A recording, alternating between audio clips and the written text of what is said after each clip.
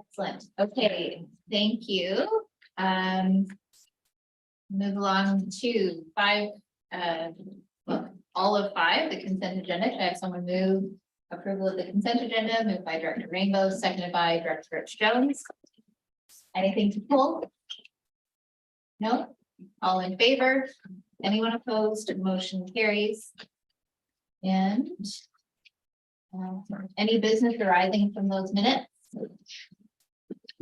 Seeing none.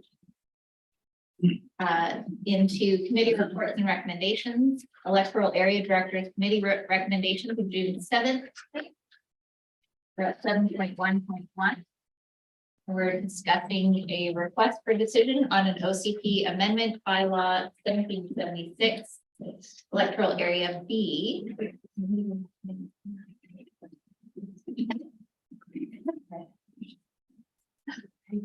Hello, Ms. Bullenbrander. Nice to see you. Hi. Okay? I can hear you. Can you hear me? Yes. The floor is yours. Thank you. Yeah, so I'll just provide a little bit of an overview. This was previously presented to the June EAD. So we're requesting today first reading for bylaw 1776 2023, some amendments to the area B OCP. So staff have been working directly with the electoral area B director to make some additional changes that were requested at the June EAD. So we're now presenting this to the board as a version that we feel is ready for first consideration. So I'll just provide sort of an overview of what we're proposing for the bylaw. So the main reason that we're proposing these changes is related to some ALC agricultural provincial regulation changes. So in addition to that, there's sort of some other changes with formatting, just updating some outdated references, a little bit of reorganization of the bylaw. And we're also proposing some changes to the development permit area sections. So most of the development permit areas are existing, but we are proposing to sort of update, again, some outdated language, recognizing, some provincial regulation changes. And we are also proposing 2 new development permit areas. So the intensive development form and character development permit area and the farmland protection development permit area are new development permits that we're proposing.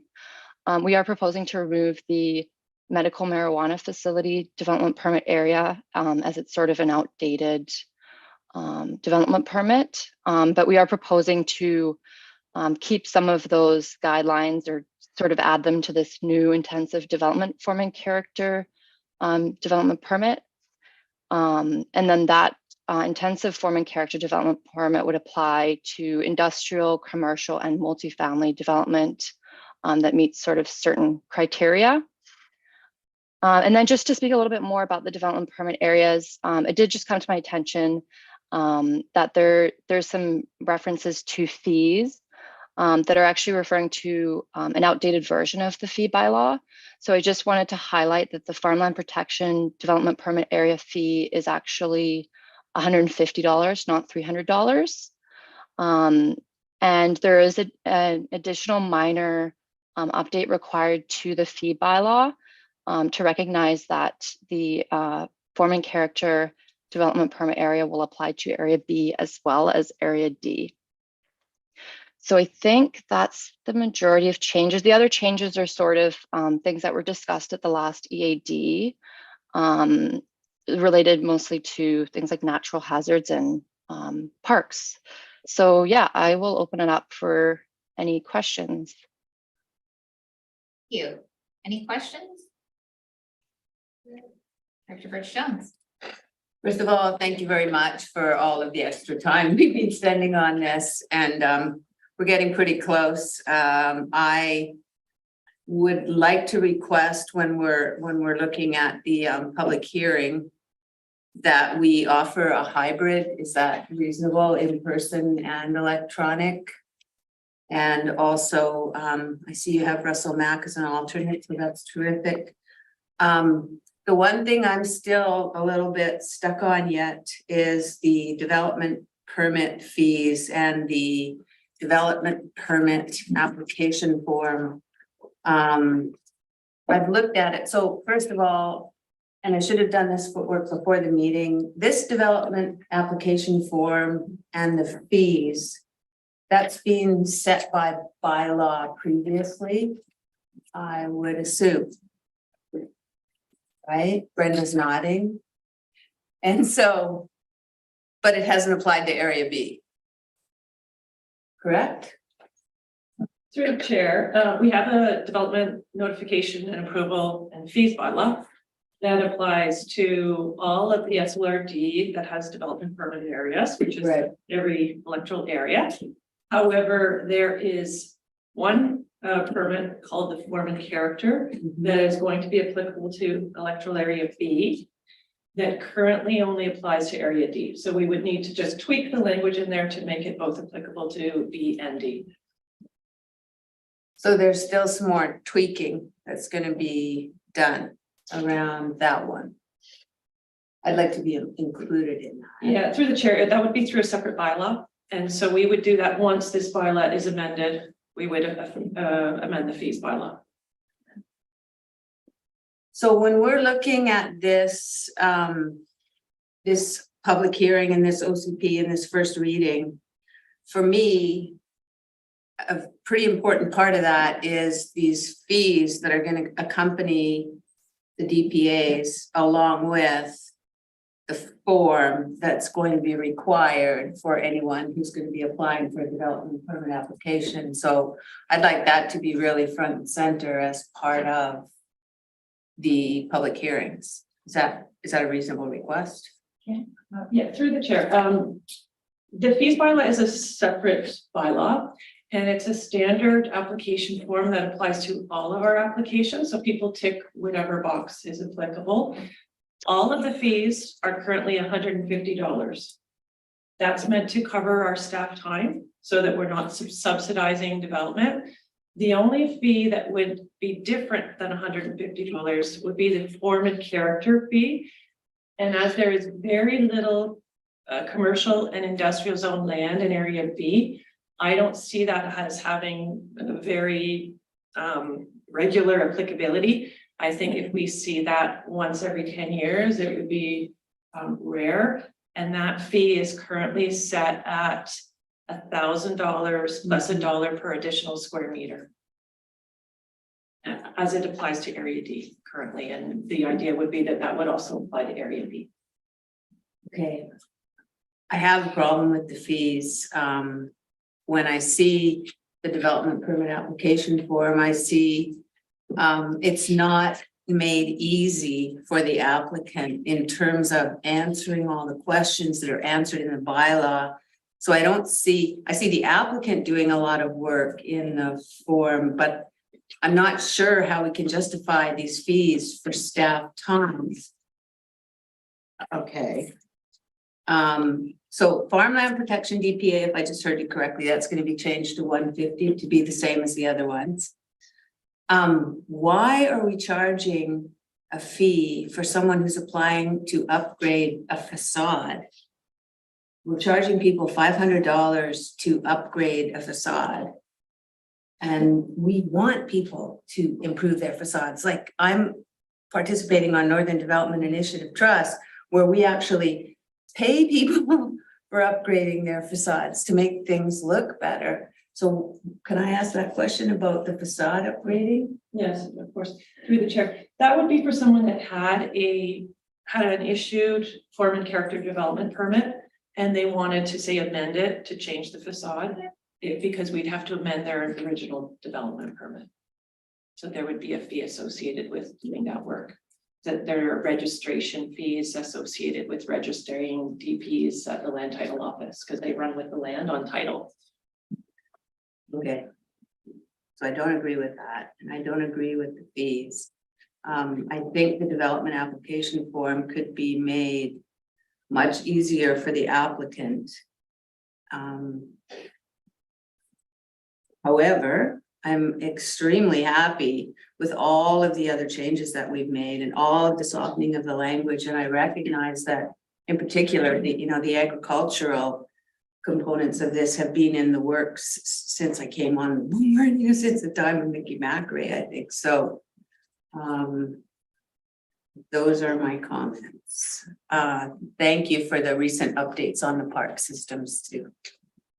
It's all good. Director Herford, question. Yeah, thank you. I just want clarity, just Director Birch Jones is asking about the facades. We're talking about two different pieces. The existing facades can be upgraded. That's not what we're talking about. It's a change to a DP. That's correct.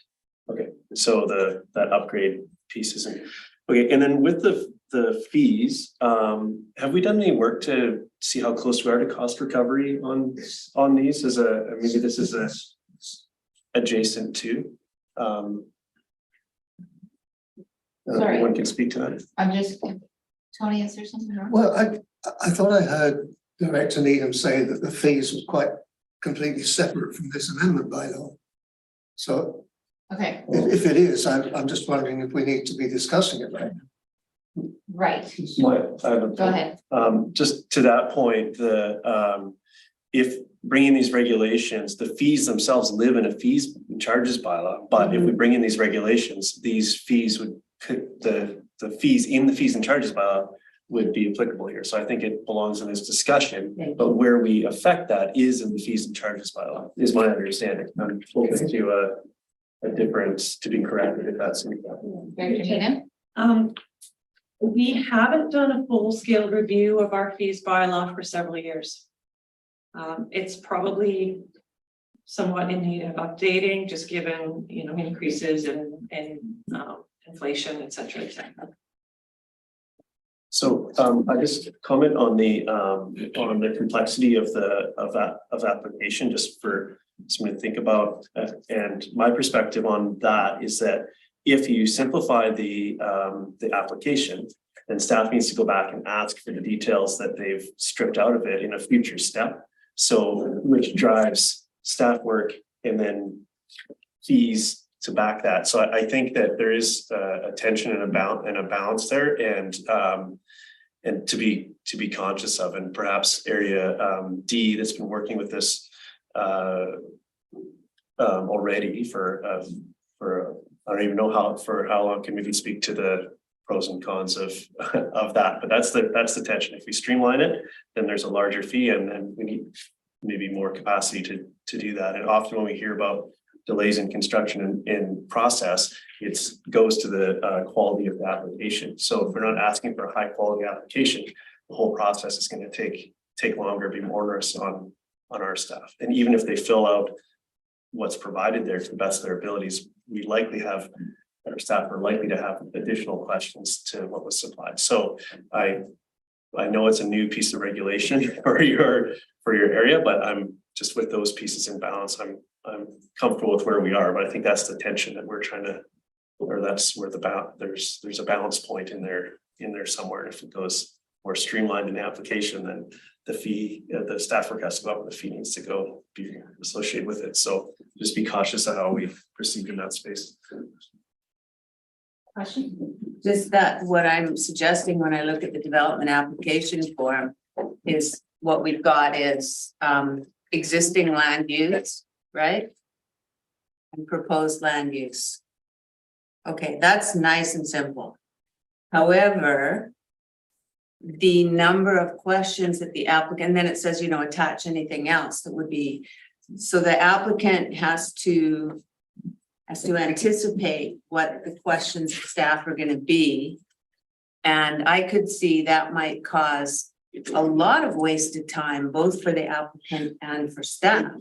So my suggestion would be that this form asks for exactly what it is that they need from the applicant, depending on the DPA. This is a generic one for all development permit applications. And while I like the simplicity of that, I wonder with the rules and the questions that will be raised by staff, if this is the best way to do business. And I recognize that's the subject of another discussion. However, because just as Director Herbert just said, this will be brought into Area B as a requirement along with this amendment, and so. Let's go to Director Needham for Like- clarity on that. Yeah, so the only application that we've ever had some questions about has been the wildfire development permit.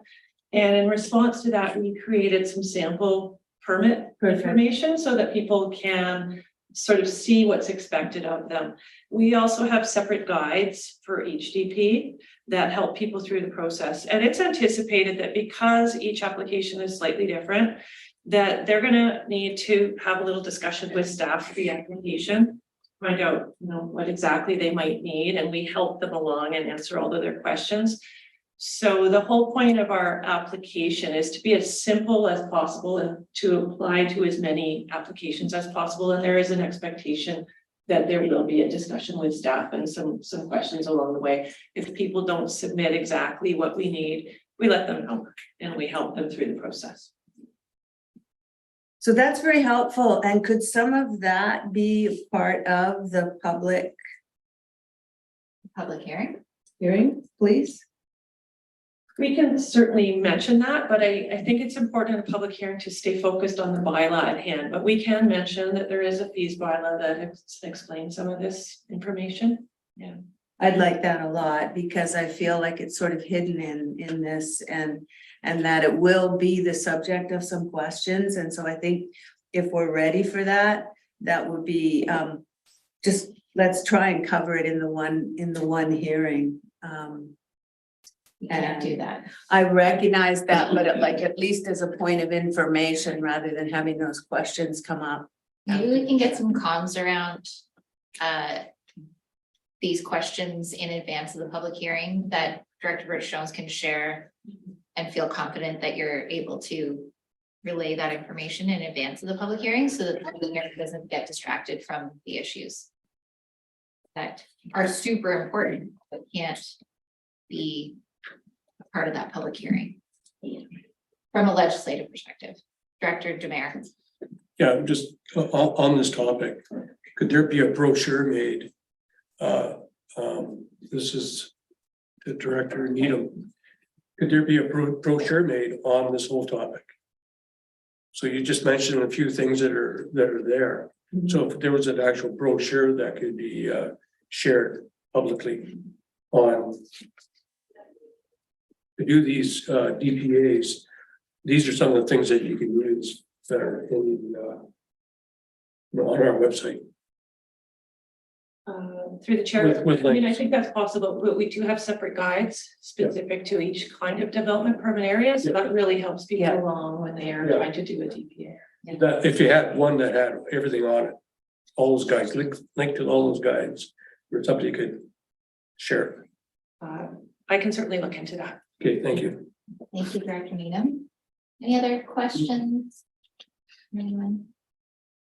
Okay. So, I'll move the first of that. thank you, Director Rainbow. Seconded by Director Herford. Comments? All in favor? Any opposed? Motion carries. So that was to rescind. And then we're gonna do the next three that's, first. Oh, yes, with an amendment to the language in the third that, to be held electronically / hybrid. Thank you. Where would that be? Do we have Second a line. place in Lillooet that we can do that? The district seems to manage to have hybrid meetings all the time. We'll take that away and figure that out. Okay. You're comfortable with that? We're not doing it here. Right, perhaps Ms. Needham could speak to Okay. that. Yes, sure. I think we're going to have to look into that because technologically there are challenges with hybrid meetings. Okay. So electronic is the easiest for us, given where our staff are located. Yeah. Yeah, but like electoral area B, like we have some problems with internet connection. I've got people that are having trouble getting on Voyant Alert, like we got ranchers and farmer, like it is not just hop onto your Zoom call, it would be very courteous to recognize that this affects some of the people that are living in some of the remote areas in Area B, and that actually offering an in-person forum at the same time as a hybrid was offered would be, I think, democratic. It can be lower tech as far as projection and all the hands have come up. Yeah. And I feel like this is something we don't want to just whip off the, anyway, go ahead, Director Demare, and then. Previously, when we had the Northern Development, Economic Development Committee, we actually held a virtual meeting and in-person meeting Where? at the Lillooet Community Center there. Okay. Yeah. Director Herford? Thank you. I was just gonna ask about our, if doing two events was viable, if the hybrid creates a conflict, then, doing two, as long as we're allowed to from a process perspective. I think it's important that we respect the area directors. We also have to acknowledge Perspective. staff time. Doing two public hearings for the same topic is Yeah, legislatively inappropriate. Just be in person. Justin first. Thank you, Chair. I would suggest, given the technological issues, the best way to deal with it would be through a in-person meeting only, as opposed to a hybrid, which also does pose extensive staff costs for travel. The old fashioned way, that would be, So I don't think we're on that, right? I was just going to comment that we, from a staff perspective, we need to go away and look at how to make this happen. Yeah, okay. There are some challenges given our staff disposition, a reality today, but that doesn't mean we cannot look at how we provide these services to the community. We've got to, in each case, we need to go take a look and get back to the electoral area director / board on the best we can do and take it from there. Okay. So, with that information, we will move the three that's, and instead of it saying electronically or hybrid or in person, we're going to leave all of that language out, and it will say direct staff to schedule and advertise a public hearing and delegate the holding of the public hearing to Area B director. So then it's not being held up or have to come back for more discussion. Okay, with that, moved by Director Birch-Jones, seconded by Director Rainbow. Comments? No? thank you very much. All in favor? Any opposed? Motion carries.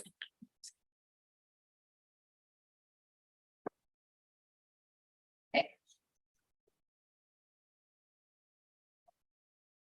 And then let's go to 7.1.2, a request for decision regarding the Tyotin Creek Estates OCP amendment first and second reading.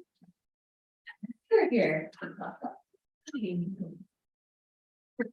Thank you. So through the chair, I can just give a really high overview of the staff report here, and then I'm happy to take any questions from the board. So the SLRD received an official community plan amendment application proposing to remove the special planning area designation on district lot 4932 on Tyotin Lake, and the property owner would like to subdivide the property into 7 single-family lots, approximately 8 hectares in size, which is provided under the current RR2 zoning. The property owner is seeking to amend the OCP designation from residential special planning area to just residential, as there's no intention to intensify the development on the property. So to enable the subdivision, they need to be removed from the special planning area. And wanted to note that removal of the special planning area is aligned with the broader Upper Bridge River Valley OCP update project that is underway, and that zoning is already in place for the proposed development. And further aspects of the subdivision application can be reviewed as part of the Ministry of Transportation Infrastructure subdivision referral process. I also just wanted to note that the special planning area designation was established in 1996, and there is language in the OCP saying that this designation was in place to recognize the potential for possible future development within the next 5 to 10 years, and that timeframe has come and gone. And the other piece I just wanted to highlight was from the SLRD Housing Needs and Demand Study, so that 2022 report. And it's noting, important to note that the housing recommendations are directed to the rural community designations of Goldbridge and Braylorn. So where infill is seen or additional residential development is really in those areas and not on our rural resource properties on some of the lakes. So I'll leave it at that and happy to take any questions. Thank you. Excellent, thank you. Director Demers. Thank you, Chair. I've got a couple of questions. Well, one question and one comment. The distance for referrals, at the EAD meeting, it was going to be 1,000 feet. Because if it was 150 meters, it would only affect one property. And it looks like that's taken away now. Yes. So to speak to that, there's a cover page to this agenda item, and we were sort of informed, planning staff was informed that we are not able to change the neighbor notification distance as it's in a separate bylaw. We're not able to change that distance without amending that other bylaw, and that's not really the intention, as the neighbor notification distance applies to all rezonings, and we wouldn't want to change that as it's just sort of relevant to this specific application. There is an opportunity for us to use various other channels to reach out to the community, whether it's our through social media channels and whatnot. But then the neighbor notification process itself is set within that fees bylaw that we were actually just speaking of at the last item. And so any change would trigger a need to amend that bylaw, which isn't sort of feasible as part of this process. Yeah, we'll definitely share it, and I'll be able to share it. Excellent. The other one is the very last page. If you've looked at it, on the very last page of their development plans, you'll see the wildfire protection strategy, and with it comes the fire smart priorities, 3 zones. That's the first time I've seen it, and I'm fully aware of those zones, and I'm just wondering, are there going to be particulars that the development permit those will be actually implemented? Excellent, thank you. So through the chair, yes, as part of the wildfire development permit and issuance of that permit, we will be reviewing that piece of work and those zones in further detail, which is sort of a separate process from the rezoning. They included it in their application as they were sort of basically showing that the site can fit the proposed development in relation to the riparian setbacks and the geohazard setbacks, and then also showing where those wildfire zones are. And it was, I agree, it was helpful to see. So those priority zones, we haven't seen many wildfire applications yet like that, and it's helpful. So that piece of work and the details around the wildfire protection permit will come later as part of a separate process, not part of this OCP amendment process. I'm just curious, is it something that we as an SLRD going to look at into future developments of mandating those fire smart zones? So that's the, through the chair, that is the purpose of the existing wildfire protection development permit and development permit areas. Those are required when someone comes in for a building permit. That's typically when we see that development permit applied for, and that's in place right now. Okay, thank you. Thank you. It's just like some clarification. So it says, the property. The owner is gonna subdivide the property into 7 single family lots approximately 8 hectares in size.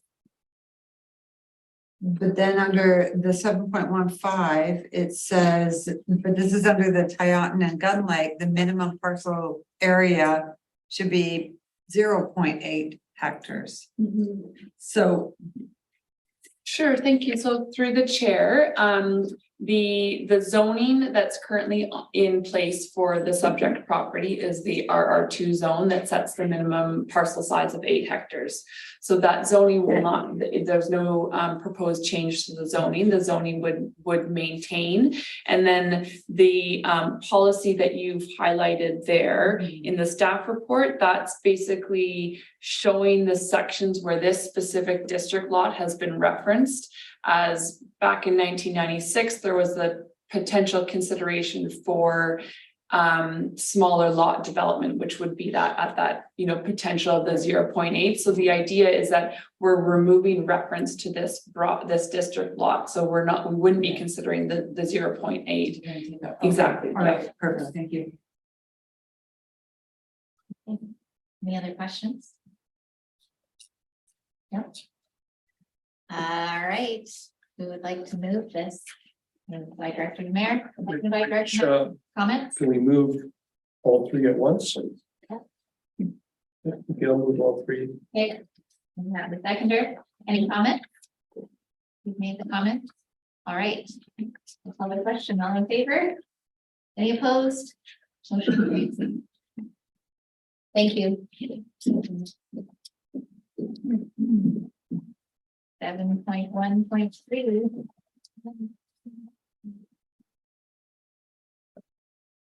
Britannia Beach Community Association Playground Sun Shelter. And this is a director's report from Director Rainbow. Can I just move that? Yes. Well, So I'd like to second it. Would anyone like to comment on that? I think it's a great idea.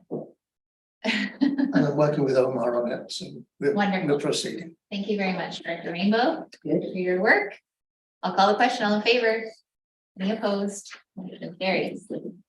And Tourism Pemberton is requesting Flow Food Cycle Sunday sponsorship. Who would like to move that? Moved by Director Mack, seconded by Director Herford. Comments? I'm looking forward to this event. It is always awesome. Everyone should go. Call the question. All in favor? Any opposed? Motion carries. And request for funding from Rotary in Pemberton. And now this event has already taken place. I hope it was successful. It was. Very. Moved by Director Mack, seconded by Director Birch Jones. Any comments? All in favor? Any opposed? Motion carries. Another request for funding from the Lions Club of Pemberton for the barn dance, which I'll move that. in September, another great event. Moved by Director Mack, seconded by Director Rainbow. Comments? All in favor? Any opposed? Motion carries. We did it. All right. Can we do 8.1? No, we are just, no, we can't do 8.2. All right. So 8.1 is a request for decision for the adoption of the Squamish-Lillooet Regional District, Pemberton and District Recreation Contribution Service Establishing Bylaw 1784. And is Gail speaking to it? I'm just here if there's any questions from any of the directors. Fantastic. Thank you. Are there any questions? Seeing none, would someone like to move adoption, please? Moved by Director Rainbow, seconded by Director Mack. Comments? All in favor? Any opposed? Motion carries. Thank you, Ms. Harris. I'm going to move 8.2 to after lunch because it has more work than we can accomplish in 14 minutes. So we'll move along to 8.3 if everyone's okay with us doing that. Sure. Yeah. I have an unfortunate scheduling issue from 1 to 1:45. 45, and I'm a Okay. little worried about this agenda. I'd really like to participate in 8.2, so if some consideration could be given to that, I'd really. I'd To moving appreciate it beyond To- 8. Yeah, so somewhere, if the order could be suspended so that I could participate in that discussion. And also Director Richmond wishes to be back in time for that discussion as well. So why don't we aim to carry on until both directors are back?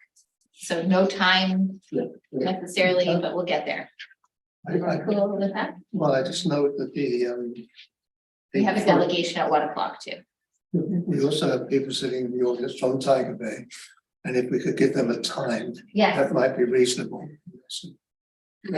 well, the delegation will take us to 1:30, so why don't we aim to do it at 1:30? Is that Later, you said 1 to That's- 1:45. I can, 1:45, think that's, I can work with that. okay. Thank you for your flexibility and thanks for being here. Okay. Where were we? So 1:30 we decided? What did we say? I think that's what was said, yeah. Was it 1:45 what you were asking for? It was, but I'll, I think we landed in some middle space, that's fine. You're good? Yeah, I'll make it work. Thank you. It's far more workable than it was a couple minutes ago, so we're. Okay. So 8.3 Pinecrest Estates Land Use Contract Discharge Bylaw, third reading and referral. Moved by Director Rainbow, seconded by Director Mack. Comments? Being none, I'll call a question. All in favor? Any opposed? Motion carries. And 8.4 Fire Services Administration Bylaw number 1561.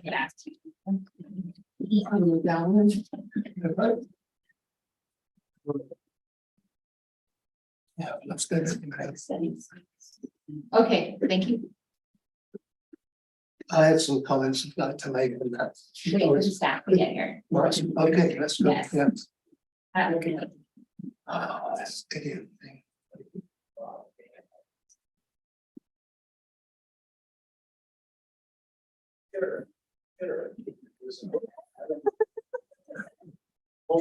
Everyone laughed. What is going on? What is happening? What is happening? Hello, welcome. Yep. Have a seat at the table. No, that's- Right there. That's you. Good. Mr. Phillips, welcome. All right. We're ready to hear from you on 8.4. Perfect. You know what? I will hand it over to Chief Bender to present on this item. Thank you. Yeah, really, this is an opportunity to commend and acknowledge the Britannia Fire Department for the extra lift that they've put in the last little while. They've spent considerable weekends, evenings, study sessions, doing exams and evaluations to now reach the level known as interior operations, as outlined by the Office of the Fire Commissioner's minimum training standards. This is important because the Britannia community is now receiving occupancy on some of their new townhomes. Previously, as an exterior attack fire department, they could only conduct what's known as surround and drown type operations. But now, based on interior, now they could conduct actual internal operations in a dangerous environment and conduct rescues of folks. This bylaw amendment also fulfills a requirement and obligation of the Office of the Fire Commissioner and the Fire Services Act for the authority having jurisdiction to formally declare their level of services that are provided. And that's essentially what we're working to accomplish today. Thank you. Thank you, Chair. Question, Director Mack. No, I just like to say congratulations. That's having been in the business for a while. That's really good. Excellent. So good on you guys. Fantastic. Thank you, Director. Director Rainbow, then Director Herford. Yeah, I just want to, well, thank you, Rob, for your comments. And I just wanted to say, the amount of training that was involved there. Chief Rob Nichols told me that it was 3,700 hours or something like that. If you look at the number of people in the department, that's about 100 hours per person. So if you think of 100 hours per person on top of the other stuff that they do to keep the department going, that is an incredible commitment. So I just wanted to comment on that. The other thing I wanted to comment on about this department is I was at their annual awards banquet, and my wife was there, she said, there seem to be an awful lot of women in this department. You know, just surprised in that what we're talking about is what has traditionally been, you know, a male environment, if you like.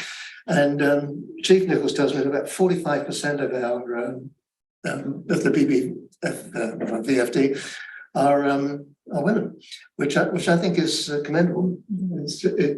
It really says something about the organisation of the department and the leadership, that you can, one, attract that number of women and keep them. They're obviously very comfortable in the whole environment. So I wanted to comment on that, and just to congratulate really the leadership of that. They really pulled people through and inspired people to work, and it really is a solid group. I've been to a couple of events with them recently, and it really is a great group. I also wanted to just comment on the Garibaldi Volunteer Fire Department, just briefly.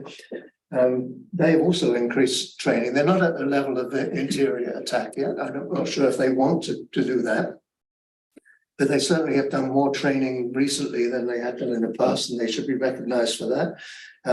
We've got some new equipment there for dealing with wildfire, interface fires, and so on. And again, I think we've got some really good leadership there.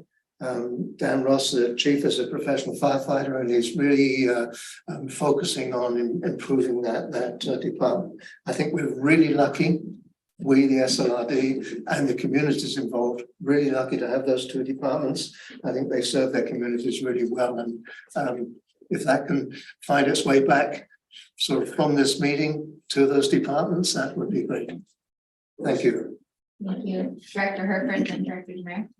Yeah, thank you. I think this is a great step forward, and obviously it was a big lift for the department that they were. My experience with folks working in that field is they seem to thrive on the training, so I'm sure it was exciting as well. And I just had a couple of questions around maintaining it. So now that's the new standard, which is essentially what we're establishing with what's before us. So all the new recruits going forward will be trained to that standard. That's correct? Yeah, this is a good segue. I wanted to top up on some, through the chair, some commentary that's in the room, and we'll answer your question is there's a core group in the Britannia team, the officer team, that has actually gone in addition to interior operations above. So they're working towards their 1001 accreditation, which is full service firefighting. Their incident safety officer and their fire officer 1. What this accomplishes is the ability to hit some new requirements in the minimum training standards for supervision and team leadership, which is critical on a fire ground operation, especially when you're talking interior level complexity. What that also accomplishes is a train the trainer framework.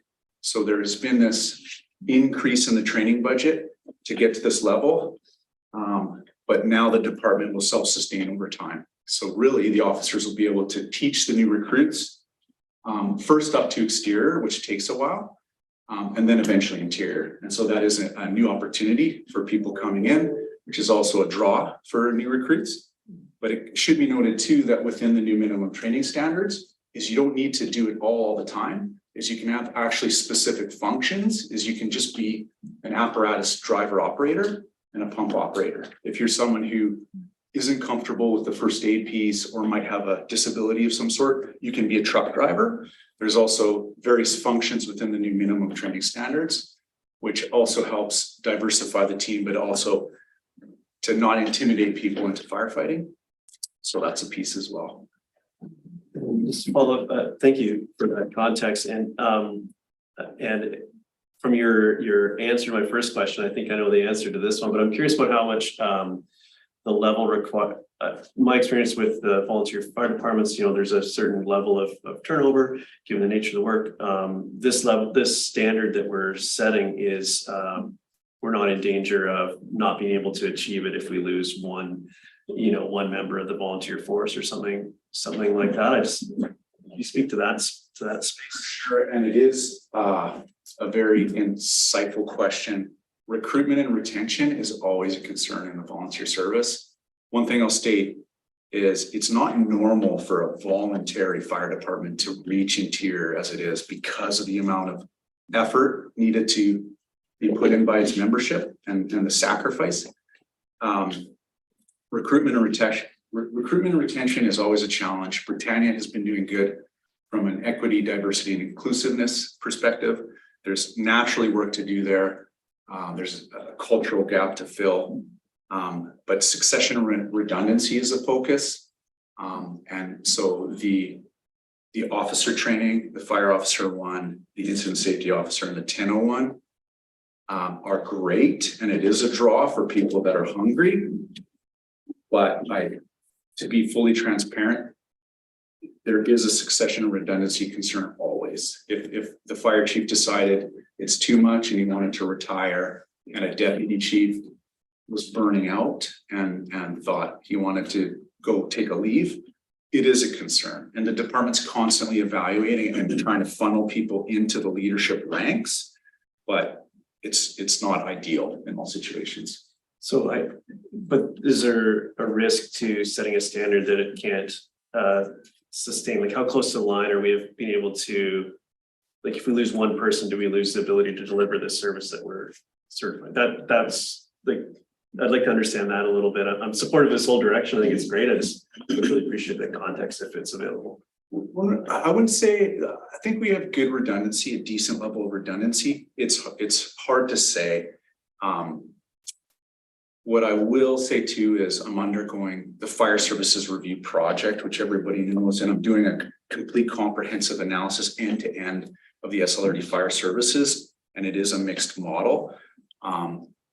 And some people might ask the question, at some point, a department's ability to respond depends on call volume and staff size. And at what point in a department's legacy or journey do you start thinking about other compensation structures? And so it's something to look at and evaluate and borrow from other regional districts that have gone through similar growth, is what does good look like in that regard?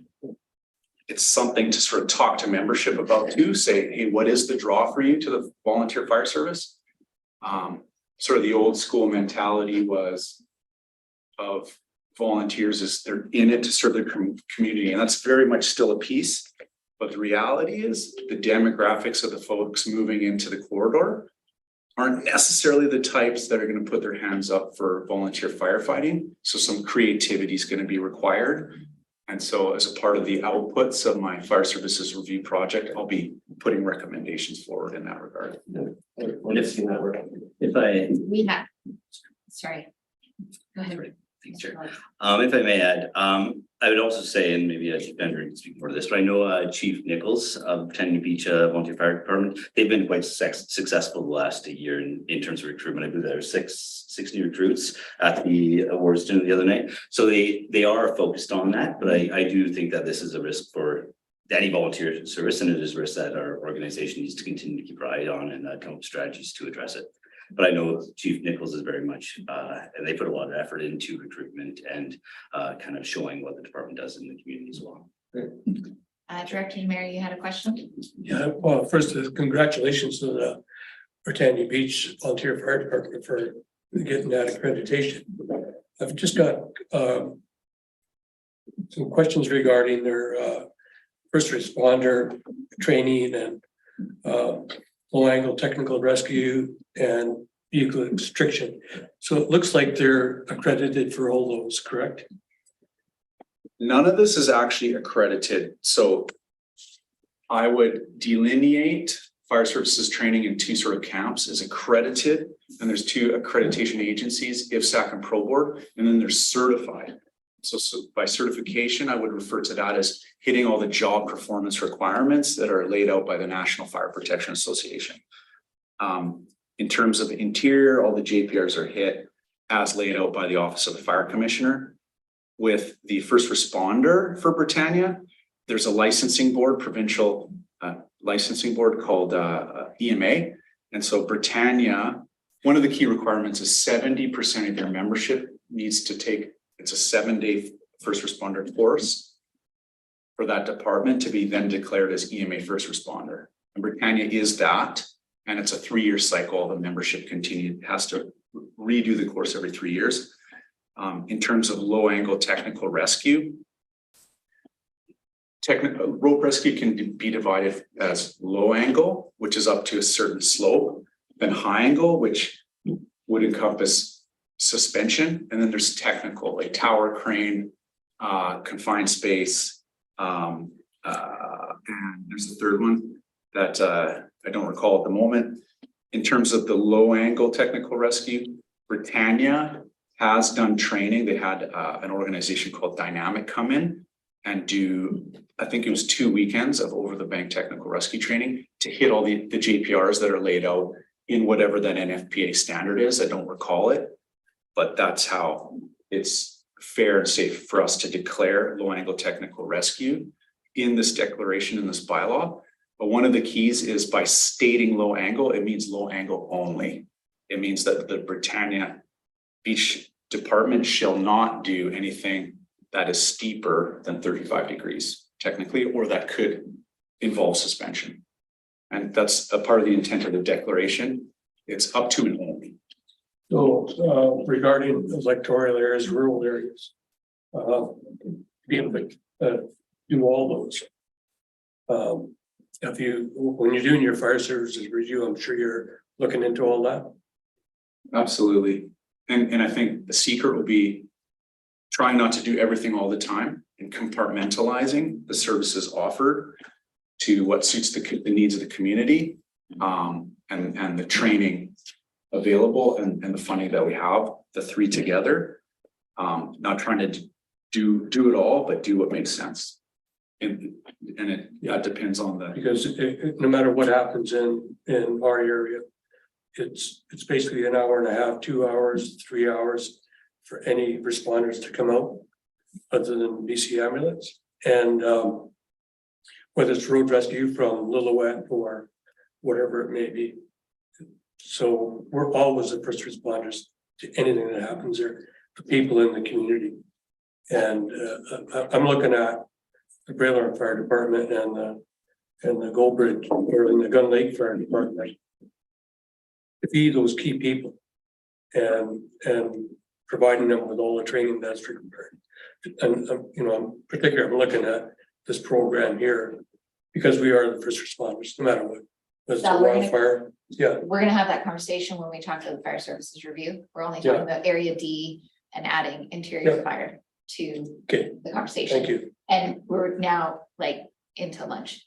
I just want to move that, please. Cranky, but Russell did have a question. You need your lunch. The question I had is, is Britannia a paid on-call department? We are not, no.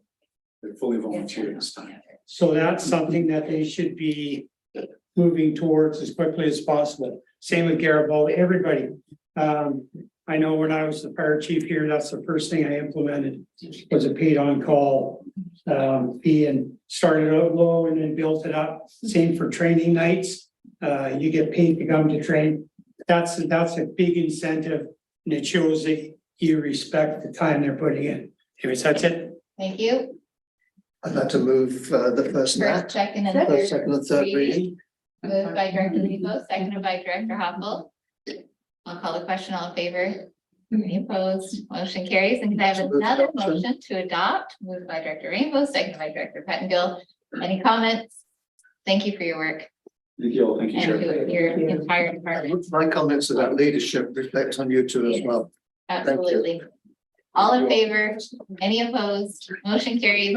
Call a recess. We'll be back at 1 o'clock for a delegation. Thank you.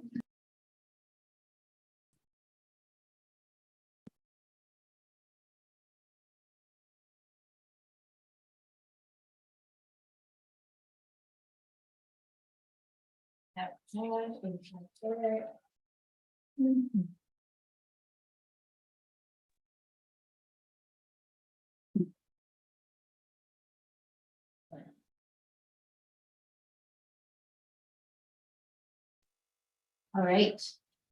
Everyone ready? Call this meeting back to order and welcome Ms. Dean and Mr. Shepherd from BC Hydro as our delegation today. Thank you for being here, and we'll turn the floor over to you. Great, thanks very much. And thank you to the SLRD for this time today. So my name is Whitney Dean. I'm with Stakeholder Engagement and Community Relations for BC Hydro. And then with me is the acting director for the stations team, Jim Shepherd. Most of you are familiar with him. He'll be taking us through much of the presentation for today. So if we can go to the next slide to the agenda, and we will be moving quite quickly through this. I know many of you are familiar with the materials, and they've been available at this month's open houses that we've had in the Bridge River area, so that will leave room for questions. And then at this time, I'll turn it over to Jim. I am hoping you can hear me. Excellent. So next slide, please.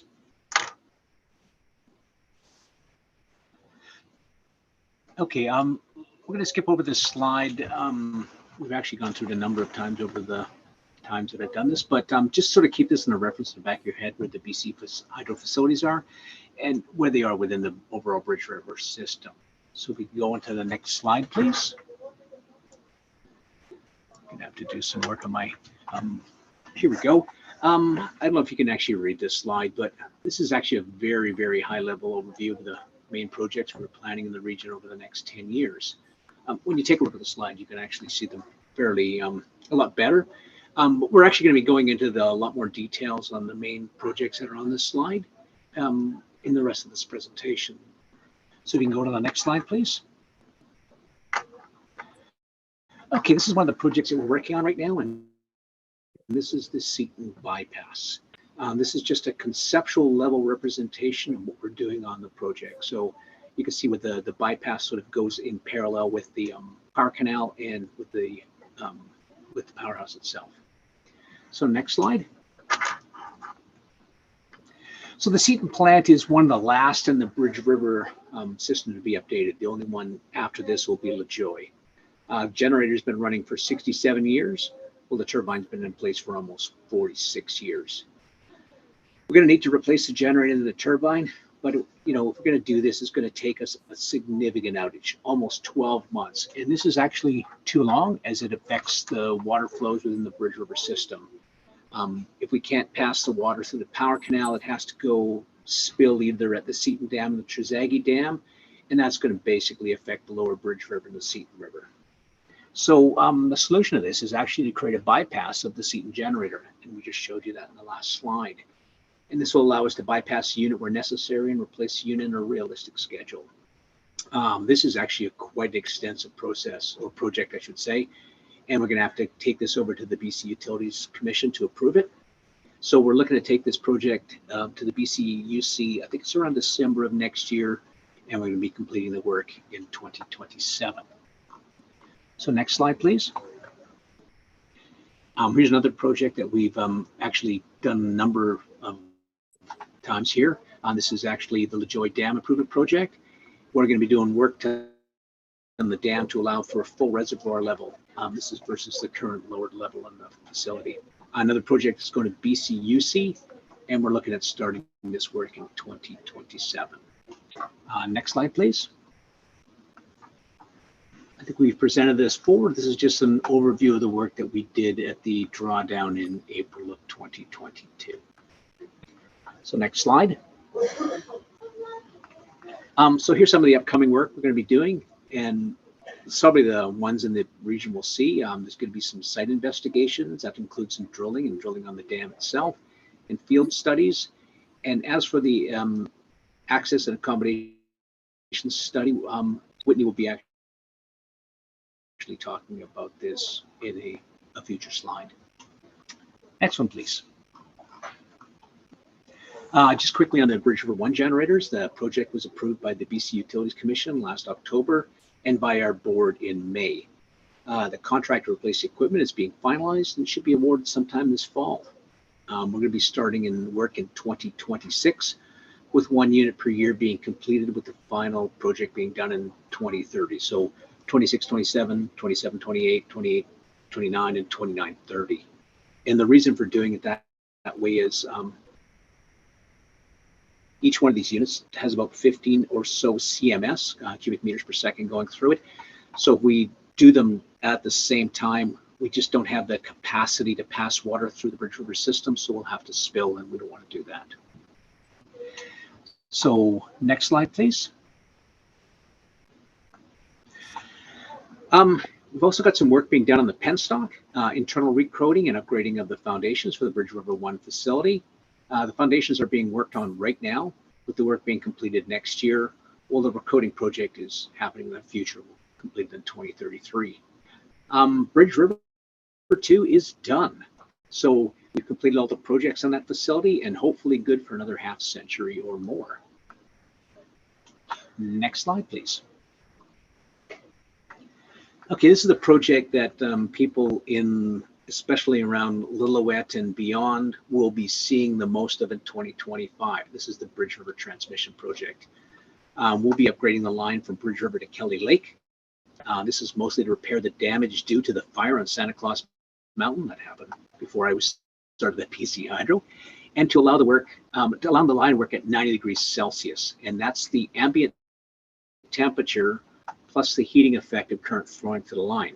And right now it's at 50 degrees Celsius, and that was the standard at the time of construction. So you can, I mean, you know, we talk about climate change and things, and you know, when this was built in the 40s and 50s, 50 degrees Celsius was the standard because the ambient temperature wasn't as high for longer periods of time.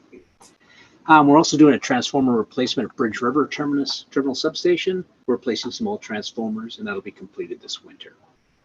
Next slide, please. Here's some other work that anybody who's traveling to the regional sea, we're doing some work at Terzaghi, scaling and other work to get rid of the rockfall we're experiencing. The slide is actually wrong. It's actually pre-construction work is taking place next year, and the construction work is taking place in 2025. We're also going to be working on the low-level discharge. And again, there will be some intermittent road closures, but we will make sure that everybody in the area has tons and tons of notice on that, because Whitney is a great person and she will make sure that you all know what's going on. And as we're talking about Whitney, I'm going to pass you on to Whitney right now, and she will be going on to the next slide. So this is the access and accommodation studies that we have going on in the area. So there's 2 studies.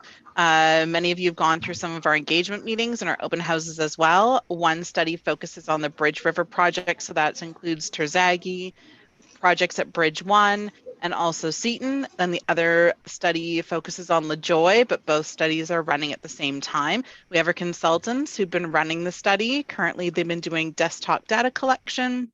We've been gathering feedback from the public. We have a survey that's going right now, and then we'll be doing another touch base as we start to get some emerging recommendations for options for access and accommodations in the area. And that will be in the fall, and the expected completion date for this study is 2024. So we'll go to the next slide. So these are our workforce forecast slides, and some of you have seen them. They've also been available at our open houses.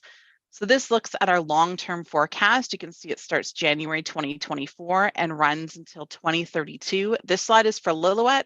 This includes projects at Seton and Terzaghi. We expect Terzaghi workers to be staying in Lillooet. The purple line is what we believe at this time. We're still investigating this during the studies, but the total existing rooms in the Lillooet area. And then the red line is the typical room availability that we find when BC Hydro is booking rooms. So sometimes it can be quite a lot lower.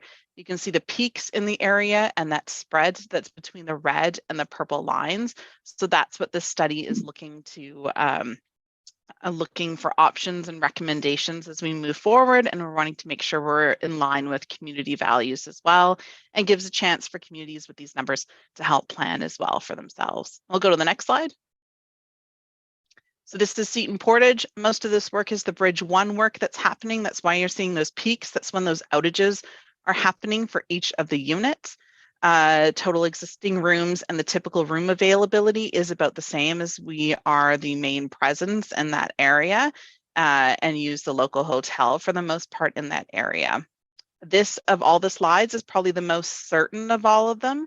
The other two slides, because the projects are in the early planning stages, those are more subject to state change, whereas this one is a little more certain because it's gone through BCUC approval.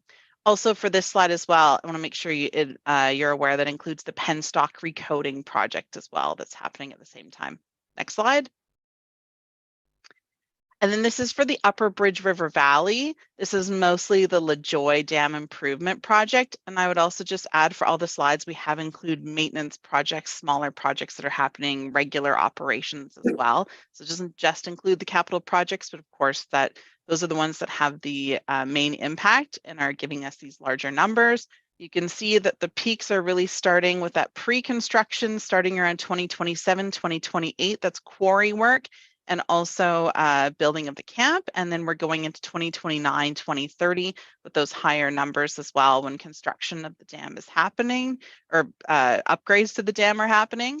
The purple line is about 50 rooms available, and then typical room available, we put a line there, but a lot of times it's at 0. And so this one, of course, is in early planning stages for this one. We'll go to the next slide. And Jim, I'll hand this one over to you. Oh, Jim, you're on mute. Thank you. There are people talking in the background. Yeah, this is just a quick overview of how we're consulting with the First Nations and how the projects that we're doing. So again, just giving you a high-level view. And again, I'll pass it on to Whitney again for the last slide. Okay.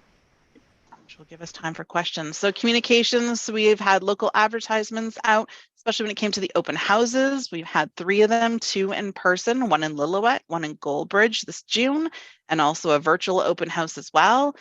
We do our biannual newsletter, so that one will be coming out soon. The next one, delegations to local governments like this one. We try to keep our website updated, bchydro.com/bridgeriver. And then, of course, you can email me or the projects at bchydro.com email address and the phone number there as well. And so then now we have time for questions. Thank you both. And Chair Ford stepped out, so you have Vivian here. Nice to see you both. And are there questions? Director Demare?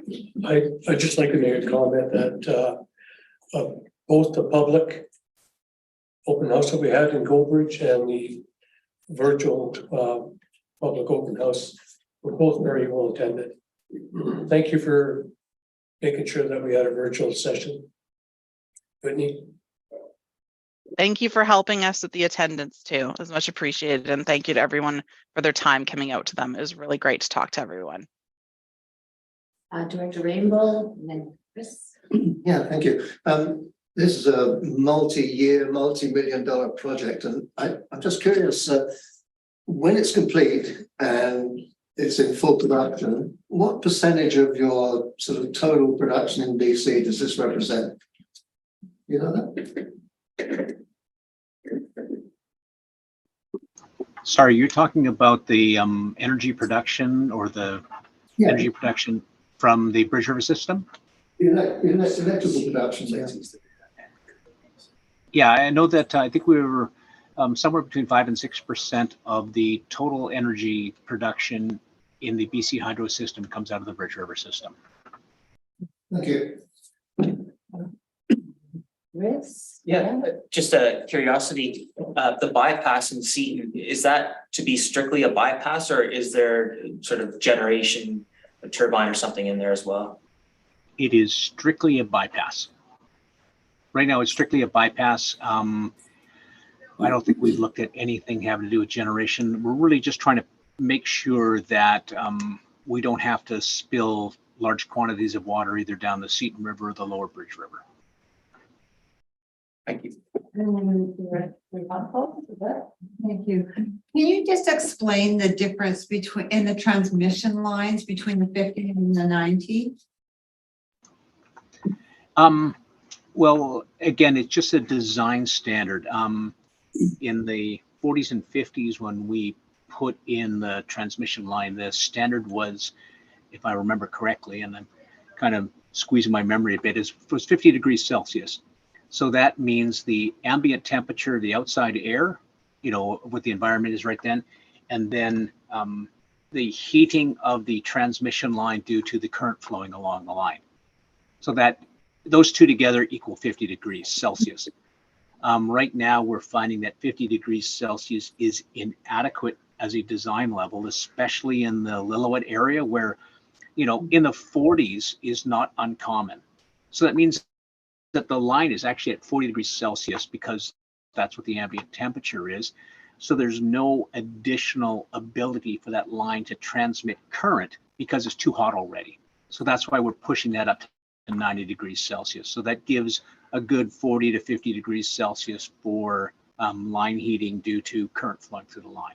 Okay, so there's no. Does that make sense? I know that's a fairly technical answer, but. So there's no increase, so it actually is a decrease in the fire hazard moving from the 50 to the 90. Is that correct? Absolutely, it will be, because the hotter the line gets, the more it sags. The more it sags, the closer it gets to the ground. The closer it gets to the ground, the more likely it could be to, you know, have an arc. And I think that's what happened in some of the places, like in California. The lines were, they tried to put too much current to the lines for the temperature that was available. This is actually, the lines won't sag as much. Okay, perfect. Thank you. And thank you for coming to Lillooet and doing all the open houses and everything. Appreciate it. That was Whitney. Yeah, that was Whitney. I enjoyed it. Thank you, Mayor. Director Burns-Jones, go ahead. Just following up on that, yes, thank you. Thank you, Whitney. The public presentations and open houses have been really well attended. They were well publicized, so thank you for that. I did have a couple of other comments. I know there's been lots of discussion about legacy at the public houses, open houses, public hearings. Don't forget that we have a swimming pool that's always in need.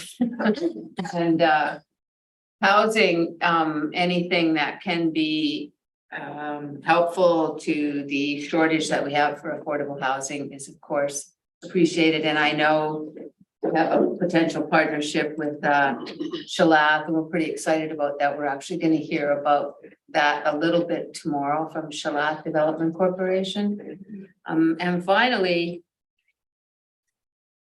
I believe it was one of your workers that identified a Scotch broom on the Mission Dam Road. And I am so grateful that that single sighting of Scotch broom was reported to our invasive species people, and they went right up there and took care of it. And I think that the worker recognized it in part because they'd had some training from our invasive species group. And so that is a big success and a very big win and a very important problem that's prevented there. So thank you, that worked.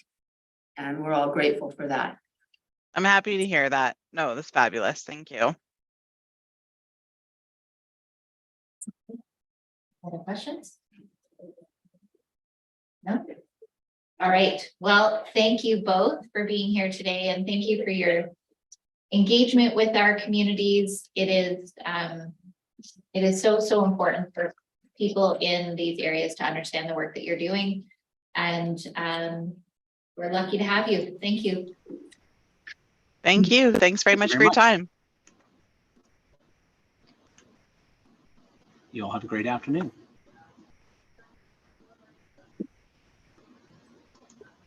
Yeah. We have 7 minutes until our next time event. So we're going to go to CEO Dalton for your 9.1 verbal update, please. Right, thank you, Chair. Just to give the board an update on the work to rehabilitate or improve the Gravitron Trail and to update that in honor of Graham Haywood, the former member of the SLRD. So that work has been completed, and there's going to be a ceremony to mark that event on July 15th.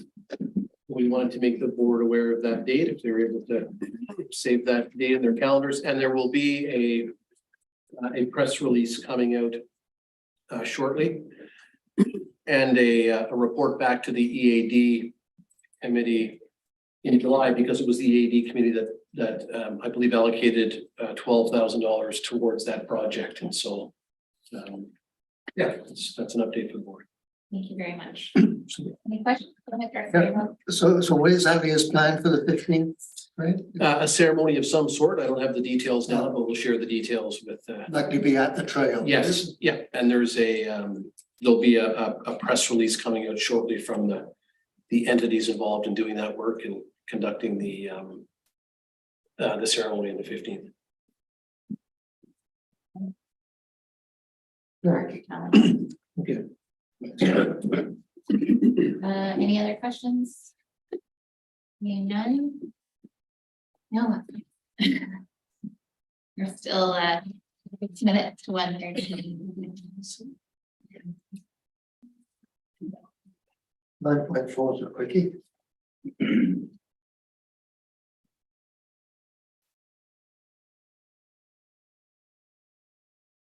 Oh, can I have a motion to receive the CAO's update? So moved by Director Birch-Jones, seconded by Director Tamara. All in favor? Any opposed? Motion carries.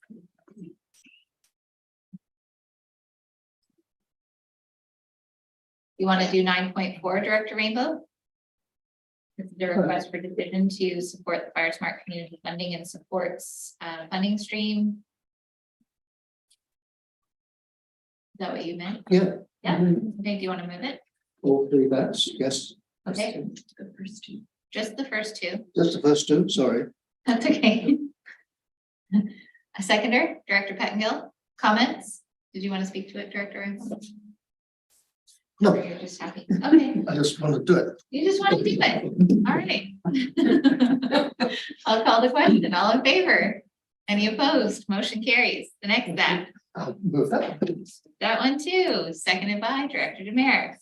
All in favor? Any opposed? Motion carries. That one was easy. That was I easy. knew that one would be easy. Well, we have- Let's find another easy one.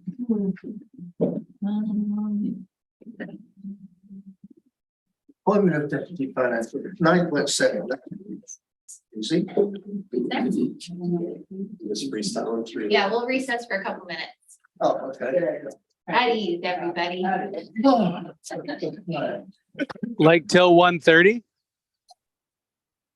Am I right? 1:30? Thank you. Well, Turn the lights back on, or are we happy in our?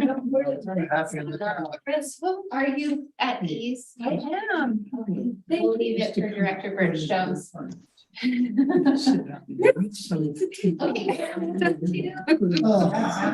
Everybody's comfortable. Got it. Okay. We are back and we are at 8.2. We're looking for a request for decision on Tiger Bay Development Corporation OCP and zoning amendment application bylaws for second reading. I'll turn it over to Director Needham. Thank you, Chair. So this is the Tiger Bay application, which a number of you have seen in the past. Eric Vance, who is our planning consultant and has been working on this particular project with us for about 10 years, because there was a previous application. He will be presenting and giving a little bit of an overview and a bit of background on the project for those of you who are not familiar with the project. And then we will be making the recommendations. So I'll turn it over to Mr. Vance now. Thank you, Director Needham, and good afternoon to the board. We have a slide presentation, which I'll let Director Needham or someone else control from your end, because I fail every time I try to do it from my end. Next slide, please. as Director Needham just said, it's been a year and a half since this application was last before the board. So thought it'd be worthwhile just to briefly recap how we got to where we are today. So yeah, the revised application was filed by Tiger Bay in July of 2019. As Director Needham said, this goes back a decade or more. So it's been around quite a bit. The original plan, very, very different than what you're seeing before you now.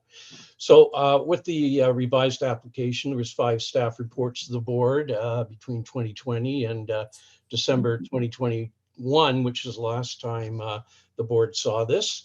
Over the course of that process, there was a number of changes to the plan at board direction, examples being increasing the affordable housing component from 50 to 150 units, roughly doubling the childcare obligation with the flexibility in the plan to add more if there's demand.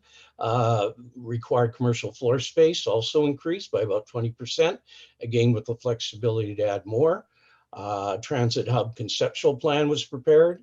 Tiger Bay committed to upgrading the highway underpass. If you're not aware of that, there's a large, I guess I call it a large pipe under the highway running between the north part of the site and the south part, and it's used for industrial purposes and, you know, just trucks going back and forth through it. So the commitment now is to proper traffic lanes with a separated multi-use path for pedestrians and cyclists. So that's a commitment. Tiger Bay is also committed to contributing $1.6 million towards fire services over time, and agreed to a prohibition on the use of fossil fuels such as natural gas for heating and so on. Next slide, please. So the final plan that received first reading in December last year, 1,050 housing units, including, as I mentioned, the 150 affordable. We expect most of those housing units will be multifamily, could be anything through from duplex, triplex, more traditional townhouse development up to low-rise apartments. And by low-rise, we mean a maximum of 6 stories. There's commercial space, including the childcare. There's the surf park, tourist accommodation, which is up to 190 units maximum, which includes lodge, hotel, and some, I guess we'll call them cabin and yurt sites at the south end. The community center, which they're committed to building, 6,000 square feet, also providing a school site. Parks and open space of about 28.5 acres minimum. Key part of that is Manatee Bay, where there's 12.8 acres planned down there to be turned over to the regional district as park.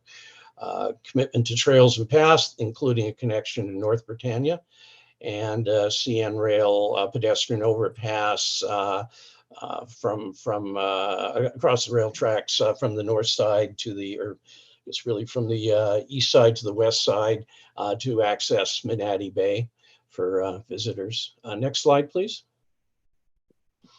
I know it's very difficult to read, but at a very high level, you can see where the surf park is located there.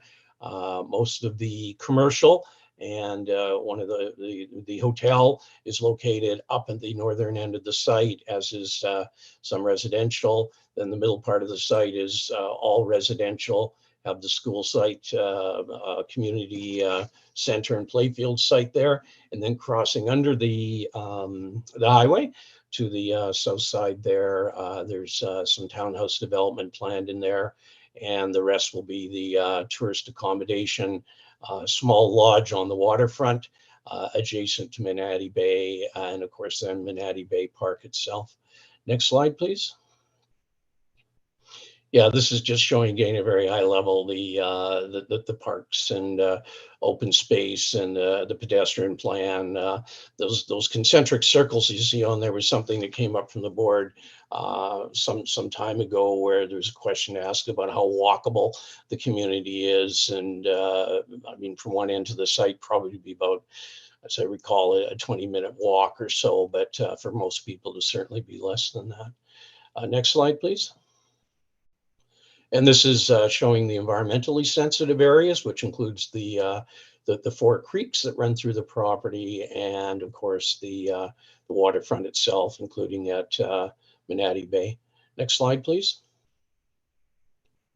So when the board last received this, December 15th, 2021, the 2 bylaws were given first reading, and the board's direction was that prior to consideration of second reading, the applicant complete detailed hazard assessments for Thistle and Daisy Creeks.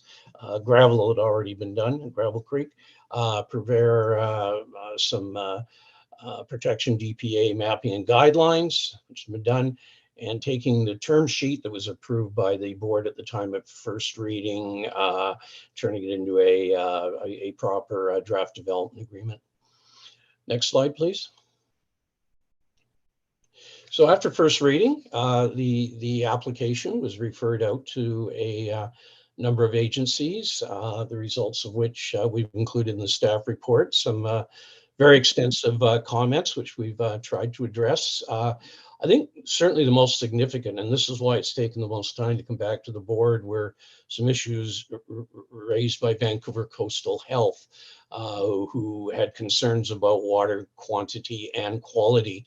And that led to a lot of further analysis by Tiger Bay's engineering consultants, then peer reviewed by the regional district's engineering consultants, back and forth. And it was concluded at the end of the day by both the peer reviewers and the engineering consultants for Tiger Bay that there is an adequate water supply. There's the possible risk, very low, they think, of occasional saltwater intrusion. They don't think it'll happen, but if it does, it can be addressed through a fairly simple, apparently reverse osmosis system. Probably won't be needed, but anyways, that was all relayed back to Vancouver Coastal Health.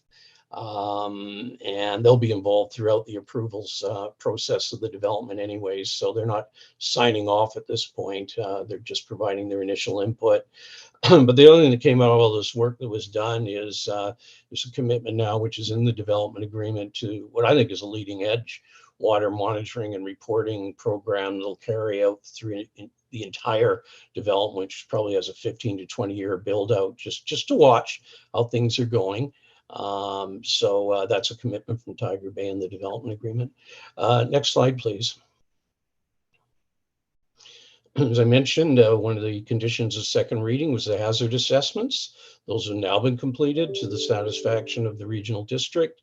Those hazard assessments did confirm that the proposed land use plan has no constraints to development due to hazard risks. However, there's going to be various mitigation works required, relevant phases of development, such as creek channeling and so on. So that's fairly standard. Next slide, please. And as I mentioned, the development permit areas, that was another condition. That mapping has now been done and has been added to the OCP amendment bylaw that's before you today for consideration of second reading. Next slide, please. So with respect to the development agreement, which is attached to the staff report, quite lengthy, very legalistic. That development agreement is based on the term sheet that was approved by the board. It is substantially complete. There's some back and forth going on between the lawyers, but it's some minor items such as whether certain trigger points for things should be development permit versus building permit stage. But certainly we expect in the next number of weeks that the development agreement will be finalized. Next slide, please.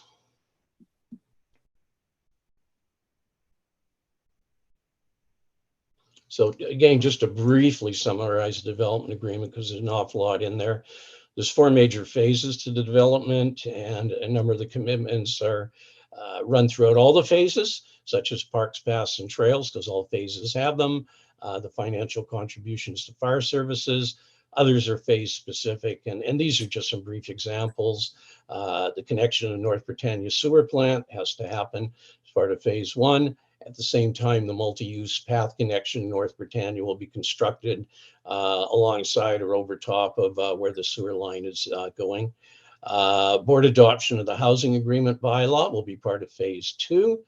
And I just want to dwell on that for a moment. There is the commitment to the affordable housing, but it's a few years out before the affordable housing will be fleshed out as to what the needs are, what the funding programs are at that point. So at that stage, staff will be coming to the board seeking adoption of an appropriate housing agreement bylaw when more is known about what is happening down there.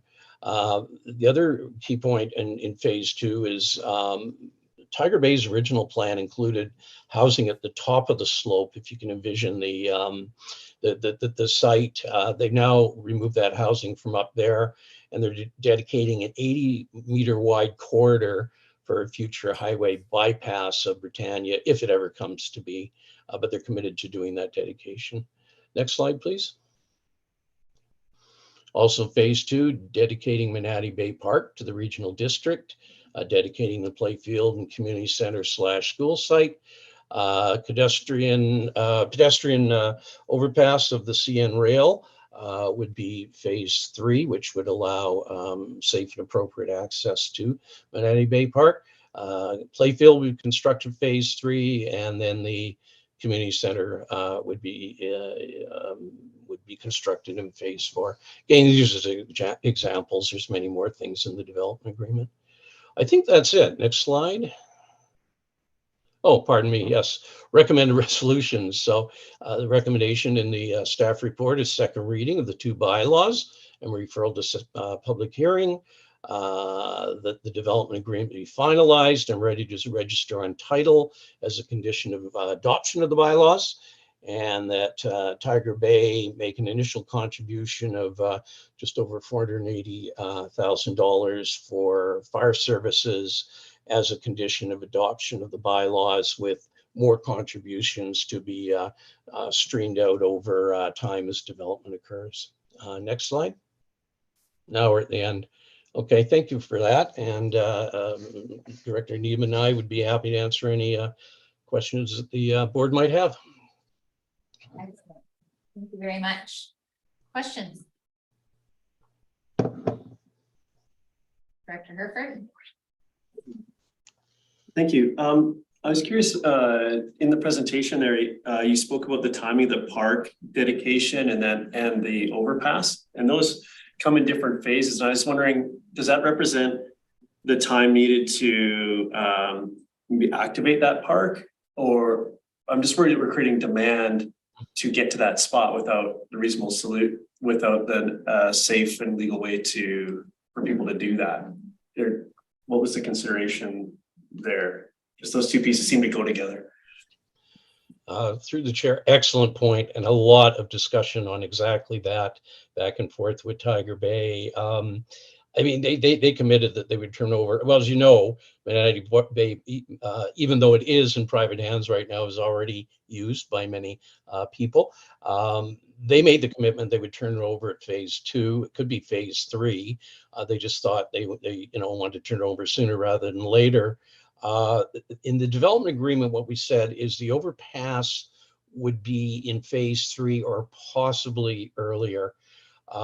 We have to have a lot of discussions with CN, and when we referred this out to them, they came back to us and very politely said, hey, look, we're running a railway, and if and when this plan is approved, we'd be happy to sit down and talk about what kind of an overpass we would allow, the timing of that, and so on.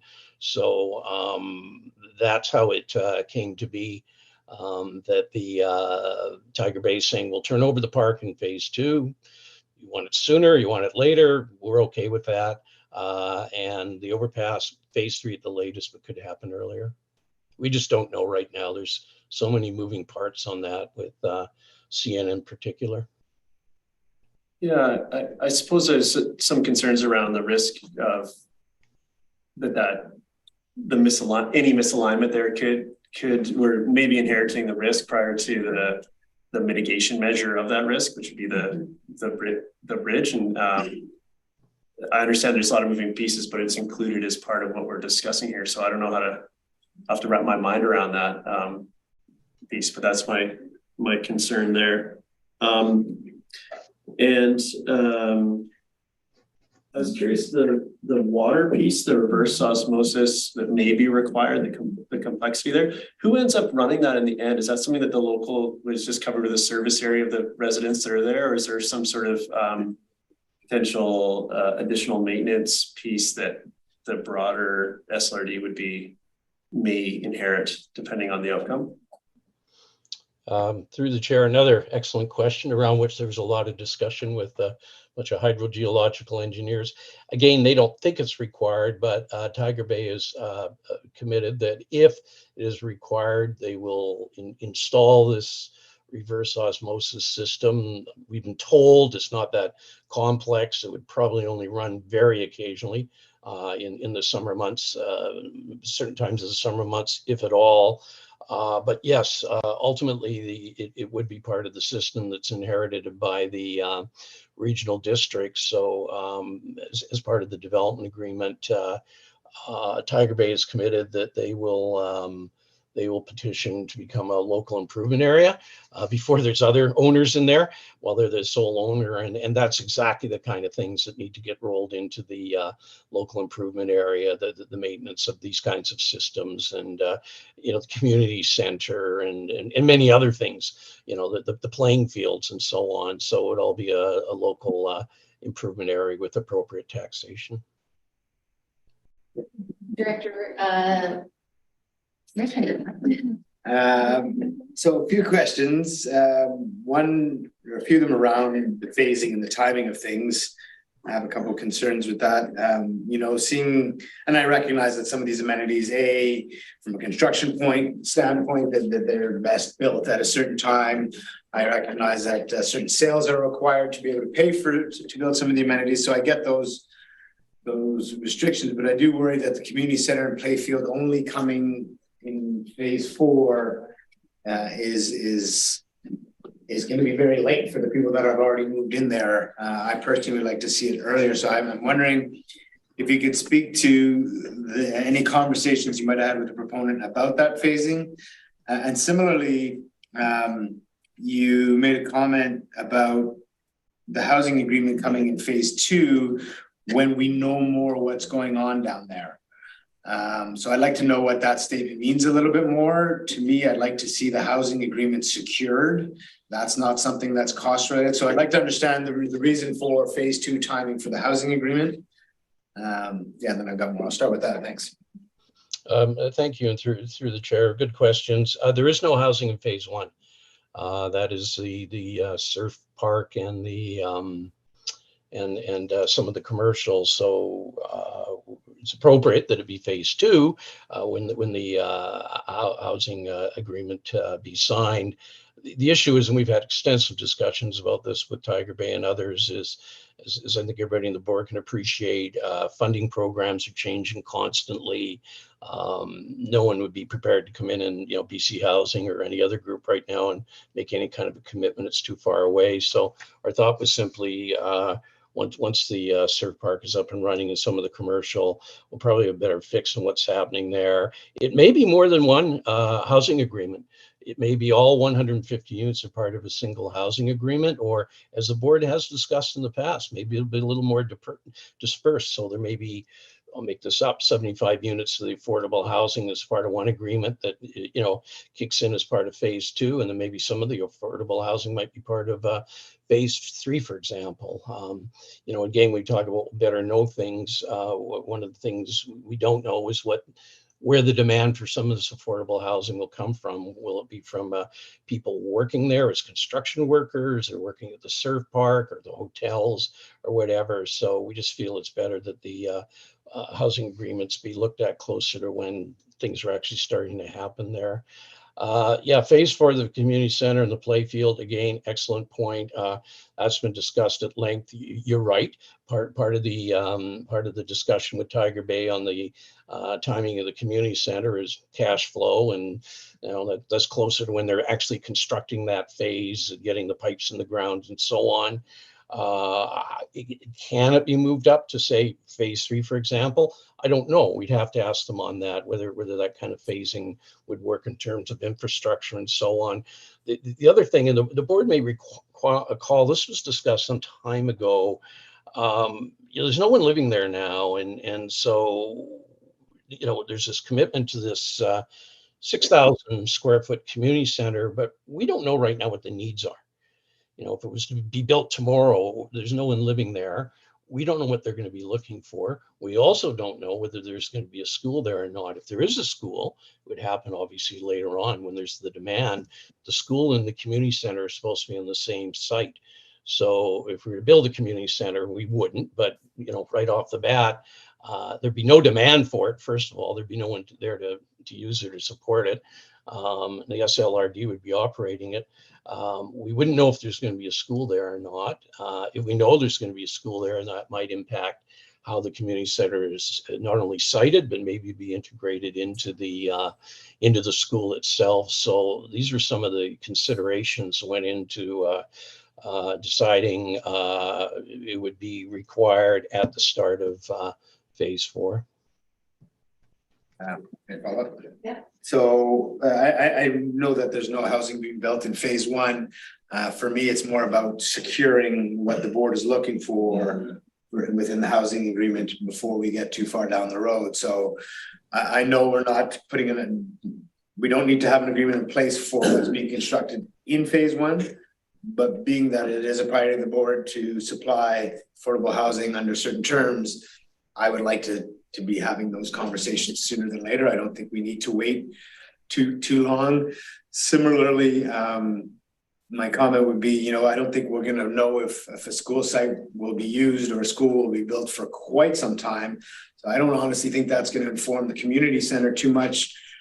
For sure, it hasn't been built. We don't know exactly what the needs are, but we know people need to recreate. We know people need the outdoor gathering space. We know they need those sorts of amenities and services when they move in so that they're not driving up and down the highway south or north to Squamish for those services that make up a healthy community. So for me, I'm hopeful that we're going to be seeing some conversation around the phasing of the community center in the playfield so that it's moved up. And my last question for now would be around transit. Tiger Bay is making big contributions, understandably, to the fire service, very necessary. Similarly, this development is going to put massive pressure on the highway and on transit when we build our regional transit system. I know there's the transit hub being provided, and I'm happy to see what that looks like. And I think it was 5 or 6 stops within the community for transit. I'm happy to see that as well. I'm wondering though, stepping back, this was designated as a master plan community many years ago, long before any of us were sitting at this table. We're working through it with you all, and I still have a lot of concerns. We're building a predominantly commuter community, and I just want to make sure we're doing everything possible to minimize the cars on the road, to make it as compact as possible, all those things. And so I guess my question is, have staff had other conversations with the proponent about contributions towards transit moving forward? Again, recognizing there's going to be a ton of pressure from this development on the transit system that we build.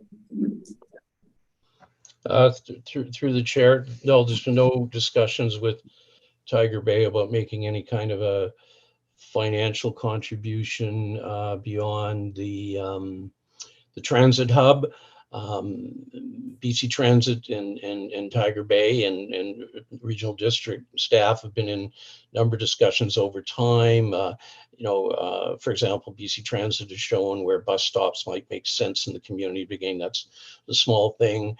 Tiger Bay has offered or suggested there could be a highway transit stop where the old Galileo cafe used to be, and BC Transit said, well, maybe, but their position is till this project's further along, they're not going to know how exactly they're going to serve this. But no, to the point of your question, was there any commitment by Tiger Bay to a transit financial contribution? No. Director Rainbow. I just want to make a comment about sea and rail. I've been told, and I've been promised some documentation, which I don't have yet, that the community was there before the railway. So when the railway said, we've got a railway to run, yes, they do. But apparently there was some kind of commitment when that railway went in that people living in Britannia would be guaranteed access to the water. So if I can find that documentation, I think it would be useful in our discussions with, it's not a question of me finding it, if the person that's promised me it finds it and gives it to me, then yes, they have a railway to run, but they also have that commitment. That's one thing. And the other thing is people are going to get down to the water anyway, whether they agree with that, whether they go along with the overpass or not. They're going to cross that railway. So better that we do it safely. Thank you. Director Patton, you had a question? Yeah, so a few things, but step back to the higher level, and I think building off of what Director Richmond was saying, I guess, I was looking at the RGS and the OCP, and there's a lot of talk about compact, complete communities. And I recall in December 2021, some of that discussion, and I see, there is more affordable housing and daycare space and commercial space on offer and so on. But what's missing for me is, I think that master plan, maybe it exists and it's just not here, or maybe I didn't read it closely enough, but I guess what I'm looking for is how do all these pieces work together? I think it's my assumption that, we probably need to, when we have the last meeting, need to see more affordable housing and so on to make a complete community, but simply having those things by themselves do not make a complete community. What I'm looking for is that how does this all tie together? What is the core industry beyond the surf park? How do the homes match the likely industries we're thinking about? When I hear there might not be a school, that suggests to me we're not really planning around a complete community, because a complete community, I think, includes a school. And so I guess where, what is there something that can give me comfort that the housing matches the sorts of employment that will be there, is such that people don't need to most of the people aren't going to need to get in their car to drive to Squamish for daycare or to Vancouver for work or whatever. Like, how do we tie those pieces together to understand we've got the right amount of affordable housing, the right amount of employment, the right amount of daycare? Director Needham, do you want to go that? Yes, thank you, Chair. I think it's important to remember that complete community does not mean a city or a municipality or even a village, which tend to have more services. I think this is really more of a suburban neighborhood, and it can be fairly complete, but it's never going to be as like a 15-minute city or a place where one can walk to have all of their needs met. I think in this particular application, the surf park is meant to be a big employment generator, and there is associated retail and commercial there. There's also a lot of commercial planned for both Free Creek, which is to the south, and Britannia North, which is walkable from this community. So there's going to be a lot of employment opportunities in the vicinity, lots of places where people will be able to work. And I think also looking forward, we're seeing more and more people shifting to work from home. And so I think there's going to be a lot more people who will choose to live in this neighborhood as a sort of an amenity migration type of neighborhood, where they can live there and perhaps work for companies that are completely disassociated with the area.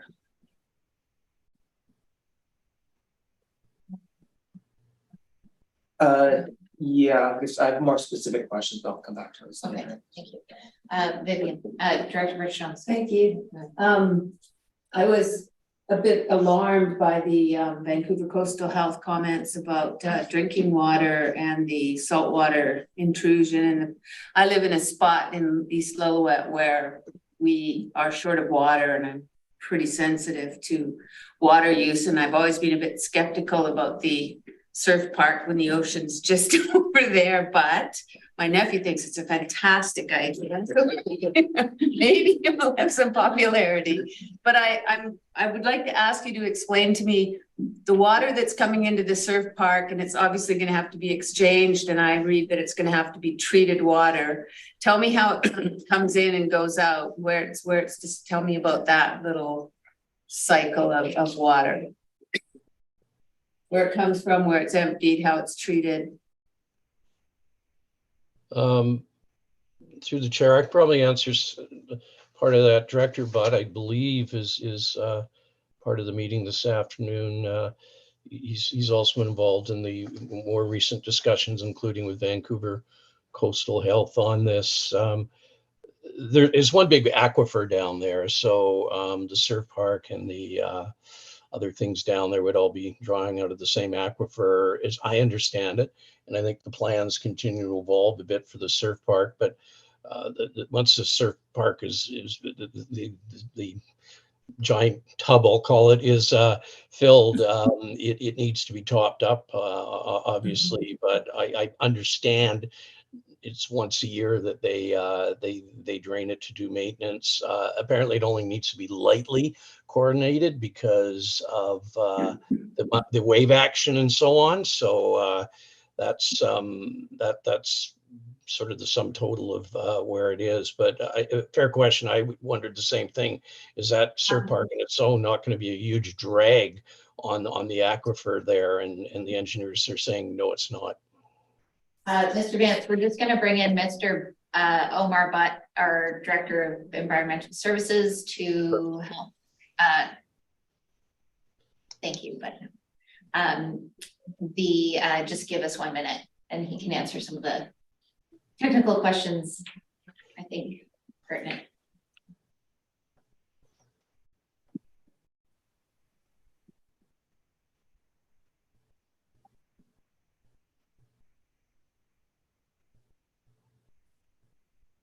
Let's make a comment about the school. Are we waiting? Just so we understand this, you know, we can provide a site for a school, and that's all we can do. We have no influence beyond that, and neither does the school district. They can ask for a school, but there's no way the province will build a school until enough kids are there. So we can't wait for it to decide in the community center. Yeah. So we had a question for you around the water exchange, water usage, and concern for the process for the regional district taking on a sort of park. Yeah. So I'm going to rephrase my question. No, I was listening. Okay, perfect. Thank you. Yes. Thanks. Yeah, and we don't have much detail on this piece of the puzzle. My understanding with any pool type facility is that it would have to be treated water, but that is going to be Vancouver Coastal Health concern primarily. But we do not have details on the whole pumping of the system and all that specifically yet. Oh. You want to ask a follow-up question? I think we should have a few more, sort of a bit more clarity on that. That's a pretty significant consideration, in my humble opinion.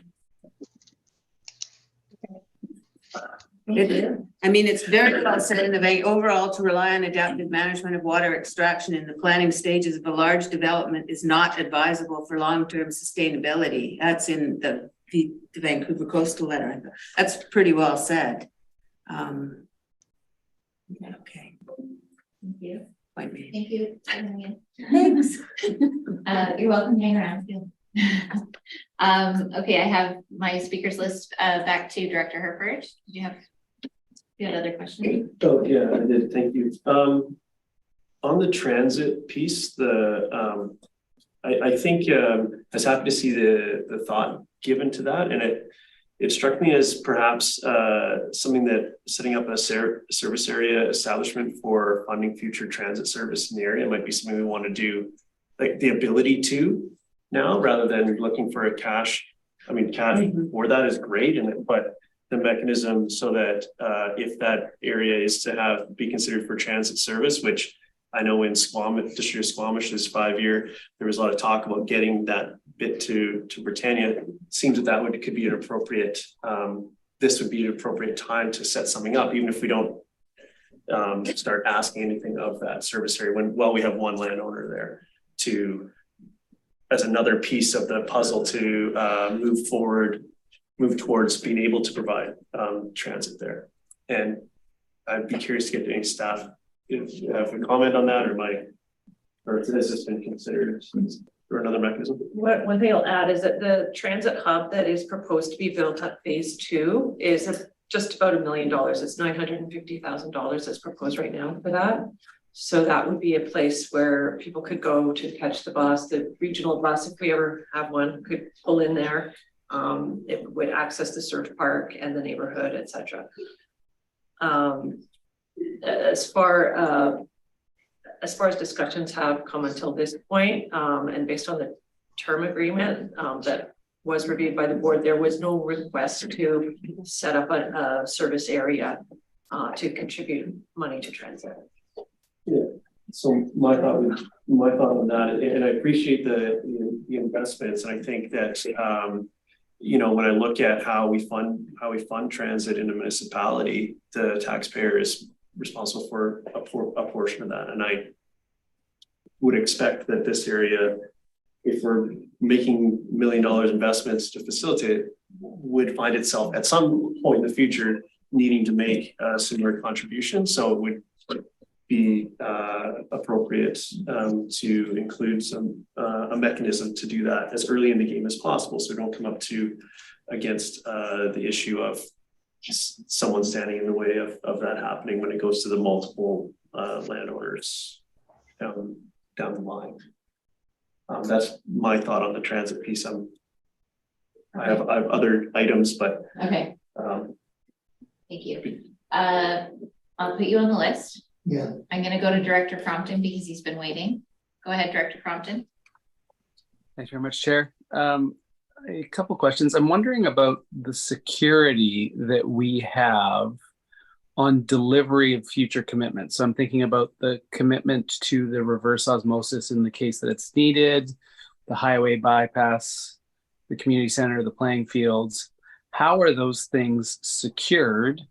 And I understand that some of them will happen at different times, but we've had experiences in Whistler where the commitment never happened. So I'm just wondering how those items are secured.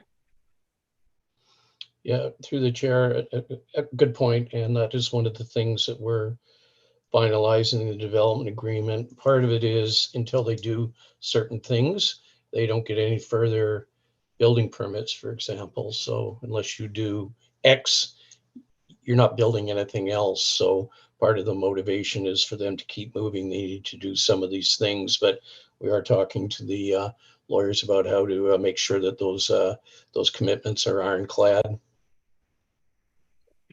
I guess I'll say that I think the most useful way to make sure they're ironclad is to have them happen before anything else happens.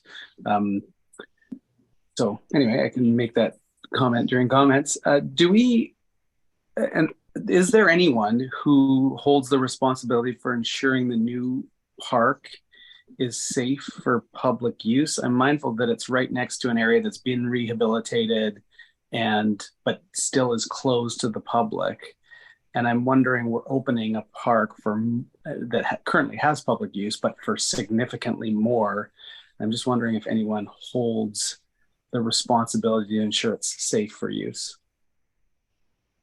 Through the chair, you mean, is it safe for use after it's turned over to the regional district? Yeah, I mean, it's an old mine. It's near an old mine. Obviously, it's not the old mine itself, but it's very close, and there'll be people using the ocean at that location. It's been rehabilitated. I understand that much of that work is finished. I'm just wondering if anyone is responsible to ensure that when we open a park for significant public use, that the waterfront is safe for use. Well, through the chair, that responsibility would ultimately, once it's turned over to the regional district, fall on the regional district. But certainly the regional district should not be accepting the park unless that there's it's clear that it is safe for use. I think, for example, ultimately what CN will require, they'll say, fine, we'll approve this overpass. I think they're still going to require fencing along that section there, because people being people are going to go, I'm not going to go over the overpass. I'll just walk across the rail line. So, I mean, there's safety issues to do with the rail itself. With respect to the waterfront itself down there, I've been there, and I'm sure you have as well, Director. And it's a beautiful little spot. And I don't think there's anything inherently unsafe about it, but certainly if something did happen down there, it would, if it's under the ownership of the regional district, it would obviously be their responsibility.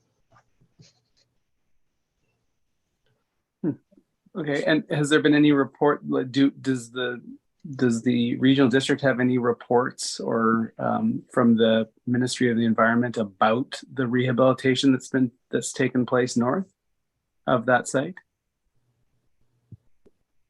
I would think going back years, there's many reports and they go back years, but certainly there was quite a thorough environmental assessment that was done for the entire area that would have picked up on any other reports or studies that had been done as well. That's the best answer I've got. I'm sure there's something in the documentation, but it would probably go back years. I have one final question right now is, do we have security, whether by covenant or otherwise, on continuing operations of the surf park? Or could they close the surf park a couple years in and it be sort of a stranded asset? Through the chair, no, there's no security. Absolutely, they could build it, discover it's not working for whatever the reason, it can close. There's nothing at this point that forces or obligates them to continue to operate the surf park for any period of time. Thanks for answering my questions. Thank you. Director Rainbow. I just want to make a comment about the cost center idea for this development. I think that's the wrong way to go. What do we end up with there? One cost center for South Britannia, another one for North Britannia, another one for Furry Creek. If we're going to do a cost center for transit, I think it should be that whole east Howe Sound community, series of communities. And I don't like the idea of saying, well, we can get this through now because there's only one landowner, and they're trying to do it as part of this approval process. I think if we need a cost center for transit, the people that are going to be paying that tax should have an opportunity to comment on it. Thank you. Thank you. Director Pettengill, go ahead. Yeah, so does Britannia sewage treatment include tertiary treatment right now? Mr. Beth. We're putting you on the spot. Back to us. I'm not sure. Okay, I guess related to Squamish Nation had a number of questions and comments and requests. And I'm wondering what our expectation is in those being addressed. I saw we had some feedback, but I didn't see solid commitments on a number of the requests. So what happens next there, and how do we follow up with Squamish Nation on, I guess I want to understand what our expectations are on some of their asks being met, and then how we follow up with them or continue that conversation on addressing their concerns. Yeah, through the chair. Yeah, they had a number of very helpful comments. Starting off with appropriate name signage and other ways of acknowledging this is part of their traditional territory. Tiger Bay has indicated it'll work with Squamish Nation and the SLRD on these items. We want a solid commitment to that. We could write it into the development agreement that'll happen. Exactly what that looks like, of course, is a little unknown right now. They'd ask about Manatee Bay Park and would it be left in a natural state with minimal tree loss? And the answer to that was yes. And the landscaping that's taking place there will largely be xeriscaping with reduced water consumption. They were concerned about a lot of short grass lawns. And we said that's likely to be limited, mostly just a playing field. They recommended substantial setbacks from the shoreline development. The only shoreline development is the small lodge, and it is appropriately set back in conformity with DFO regulations. They'd ask for substantial buffering and protection, such as wooden fencing for fish-bearing streams, and that'll all be done in conformity with DFO regulations. And the detailed designs will be determined at the development permit stage. Yes, they'd also ask about the tertiary sewage treatment and at a minimum. And I mean, at this point, the plan is simply that South Britannia links up to North Britannia plant, and whatever's happening in that plant applies equally to both the neighborhoods. They'd ask about salmon becoming a salmon safe certified development. It's not currently certified. We can explore that with Tiger Bay at the development permit stage. We could write that into the development agreement that they actually are committing to exploring that. They recommended on post-construction impact studies and monitoring long-term. There's really no SLRD bylaw or policy that would require that here or anywhere for that matter. However, as we noted, there's going to be ongoing water supply monitoring and testing throughout the development. And then I think the final thing that they'd suggested was consideration of climate resilient standards, such as designing buildings to net zero carbon emissions. There's no SLRD bylaw policy that would require net zero. But we did note that most of the buildings will be designed to step code 4, which is certainly more energy efficient. We've also noted, it'll be fairly compact and walkable community, which will reduce internal vehicle trips. So there's certainly a sustainability element to that. So that's how we responded. We've had no further conversations. There was back and forth. I've had back and forth with Squamish Nation, letting them know this was on the agenda, but there's been no further discussions with them on any of those specific items. Right.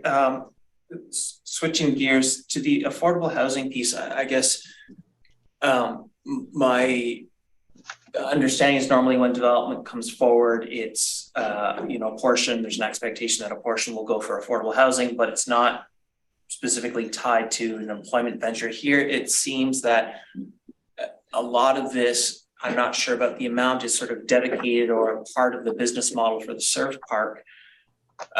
So I'm wondering, is there something there where we need to think about, actually, we expect a certain amount of affordable housing as a sort of community benefit, whatever percentage for existing communities, sort of to offset the impacts of development.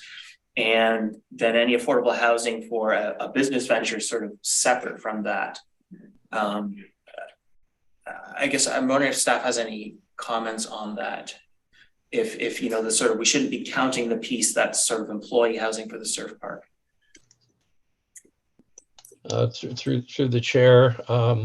Yeah, at this point, it's 150 affordable housing units, and there's an attachment in the development agreement where it talks about it could be many different things. It won't be one thing, it'll be many different things, such as, and again, I want to assure the board that there is going to be no development permits issued or construction permits for phase 2 until exactly what you've raised is hammered out. And staff need to come forward to the board going, okay, we've thought this through. We're further down the road on this now. Here's what our recommendation is for either a single housing agreement or maybe several housing agreements. And some of it could be for worker housing. Some of it could be for other things. But the board will have absolute control and input on that.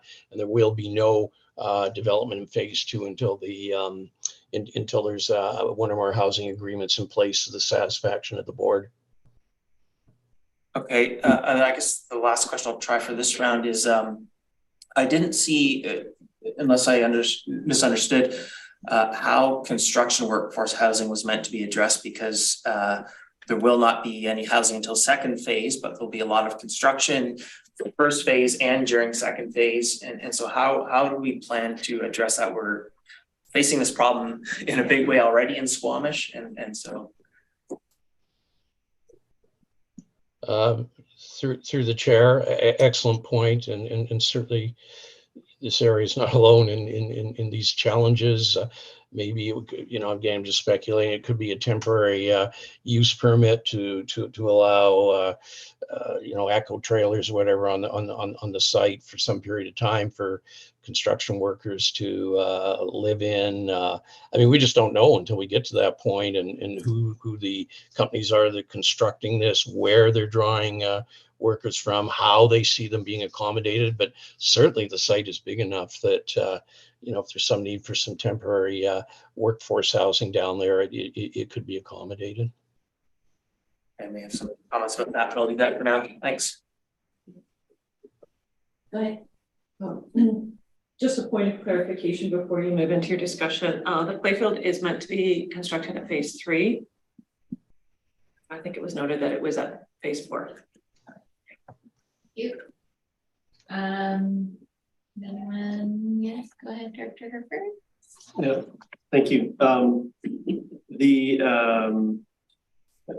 The transit piece, I was going to reinforce that I think that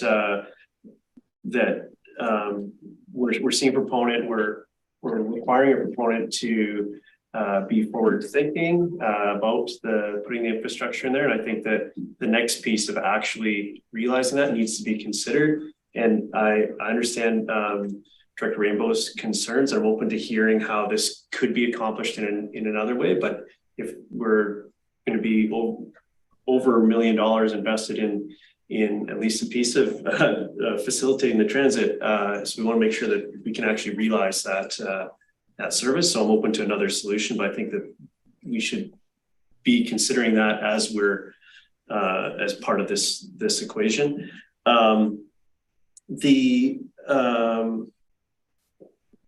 I was curious around our policy around the unit mix and type for I know this is a future discussion, but on the affordable housing, just if we have 150 studio apartments, that's unlikely to be what's required, and just how we're speaking about it in the unit context rather than a percentage of overall built space or something that could be divided up in different ways. Or just, do we have policy that guides that, or does this board need to consider that in the absence of a policy? Sure, I can speak to the policy. We do have policy in our OCPs guiding apartment character and unit mix. That was just added in the past 6 months or so. And the development agreement, I believe, and Mr. Vance can speak to that, does talk about units as well, I believe. Yeah, that's through the chair. Yes. Well, first of all, the 150 is a commitment in the development agreement. Fair point. Yes, we do not want 150 one-bedroom units or two-bedroom or anything like that. We want to mix. It'll probably be serving a number of different markets. So some of them may be micro suites, others may be more family-oriented, and so that's what we got to work through. But there's time to do that. Again, they cannot advance to phase 2 of this development without having an affordable housing proposal to bring forward to the board that'll flesh out, okay, well, here's the shopping list of things it might be. Here's what we actually are now proposing. And I expect, number one, it will be a mix of things serving different demands. And I also suspect it may not all be one, as I mentioned earlier, housing agreement. I wouldn't be surprised if it's maybe several housing agreements that need to be brought forward, depending on the demand over time down there, because it will change over time. Eventually, initially there'll be this demand for housing for construction workers, but as the construction moves on towards completion, then the demand there will change as to what kind of people are looking for some of those units. Okay, thank you. I have a couple of other items if that's, As long as they're new. they are new. I've been trying to go through in a reasonable order.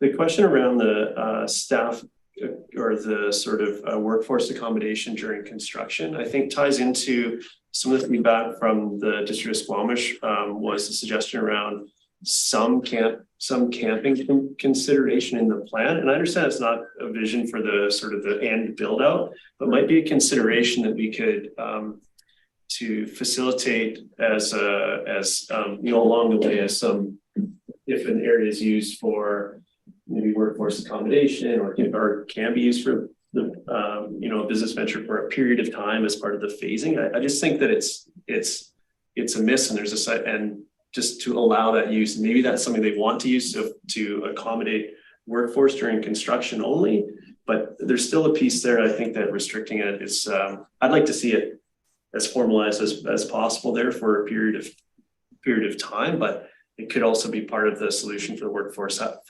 housing. So I just want to make sure that we're not needing to introduce like if a process, like a TUP process requirement or something, if we can sort of get ahead of it as just one do this all in one piece, so it can facilitate something like that. That's this was a comment. And then I think with the phasing of the amenities, I do think that there needs to be a discussion here. I know we don't have a mechanism formally for this around where, before it's achieved that full community and the amenities of this entire built piece will provide, is in the absence of that, where are these folks getting amenities from? And that is the adjacent municipality.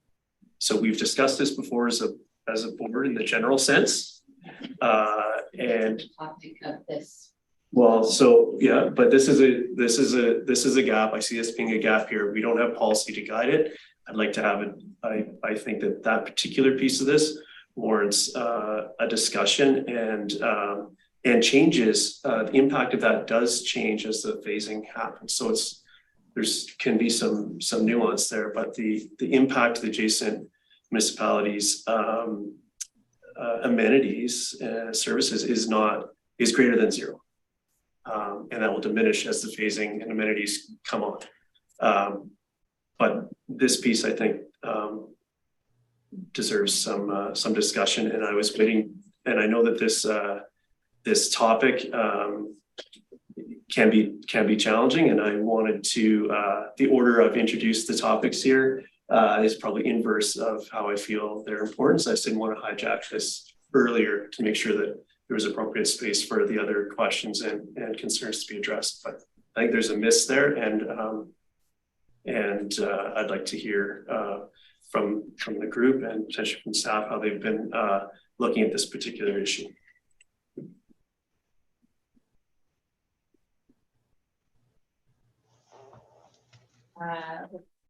This is still questions. We have not got a motion on the floor. So let's not get into debating each other at this point. Okay. This is our opportunity to ask questions of staff. So would staff like to? I guess all I'll say is that. It'd be ideal to move everything up. Again, as we talked about, there may be servicing constraints.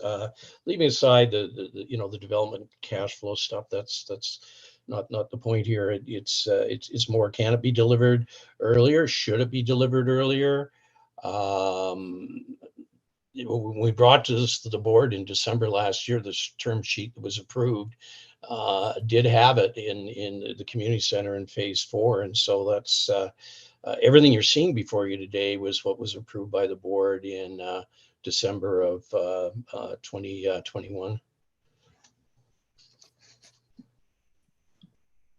With regards to the phasing, when we say something's going to be delivered in phase 2, is it the beginning or whatever phase it is? Is it the beginning of the phase? Is it the end of the phase? Can you build the houses and then the playing fields at the end? Can occupancy be granted before? Those are those amenities are provided, like how, similar to Director Compton's question about how things are secured. So when we say something will be delivered within a certain phase, where within the phase? And again, will we allow occupancy before those amenities are actually provided?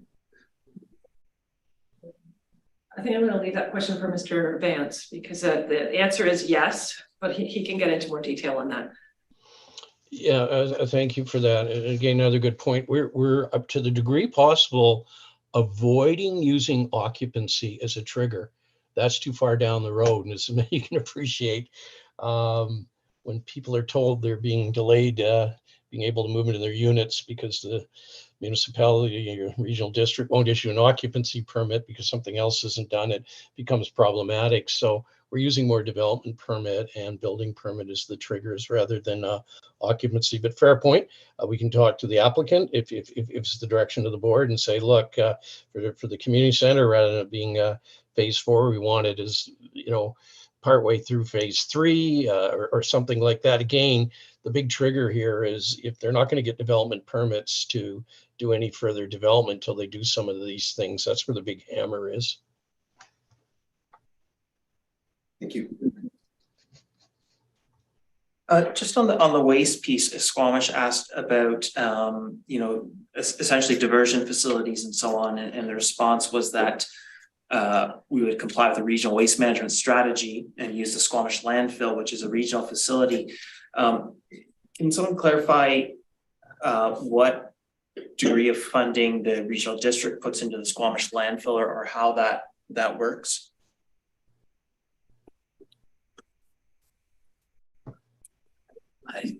I don't have those numbers. Okay. And so maybe I can ask, is the regional district then just sort of more oversight in some of the higher level regulation, or it's providing significant funding to the Squamish landfill as well? Do you know offhand? Go ahead. Yeah. So in House Sound East, we currently have Curb Summit, and we have a third-party contractor for that, and we pay them for it, and the servicing is like the tipping fees that we pay to the Squamish landfill for those services through the third-party contractor. Okay. Yeah. So I'll maybe come back to that in my comments then. Thanks.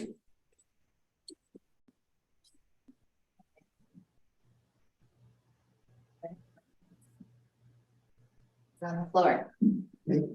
Okay, so the first that is that bylaw 1739-2021. We amended by adding Schedule C, map 20, riparian protection and environmental protection development permit areas, and Schedule C, map 21, natural hazard protection development permit areas. So that's just the first of that.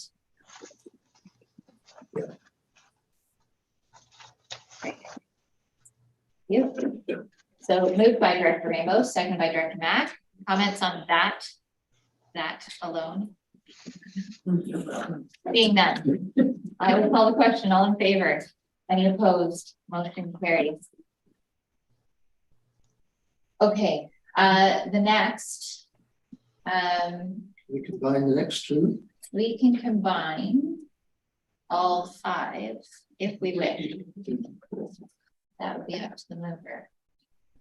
Now, if there are large outstanding questions that feel unanswered to this point, I would caution the board that we could refer this back to staff for more work rather than failing a second reading.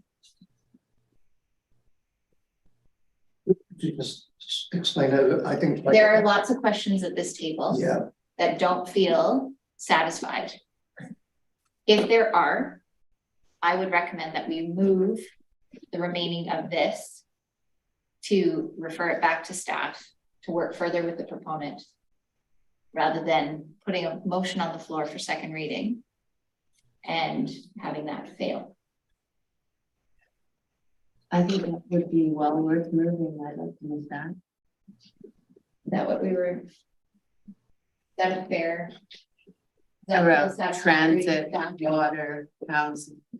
Yes, Chair, with additional information that we can take back to the developer. Okay.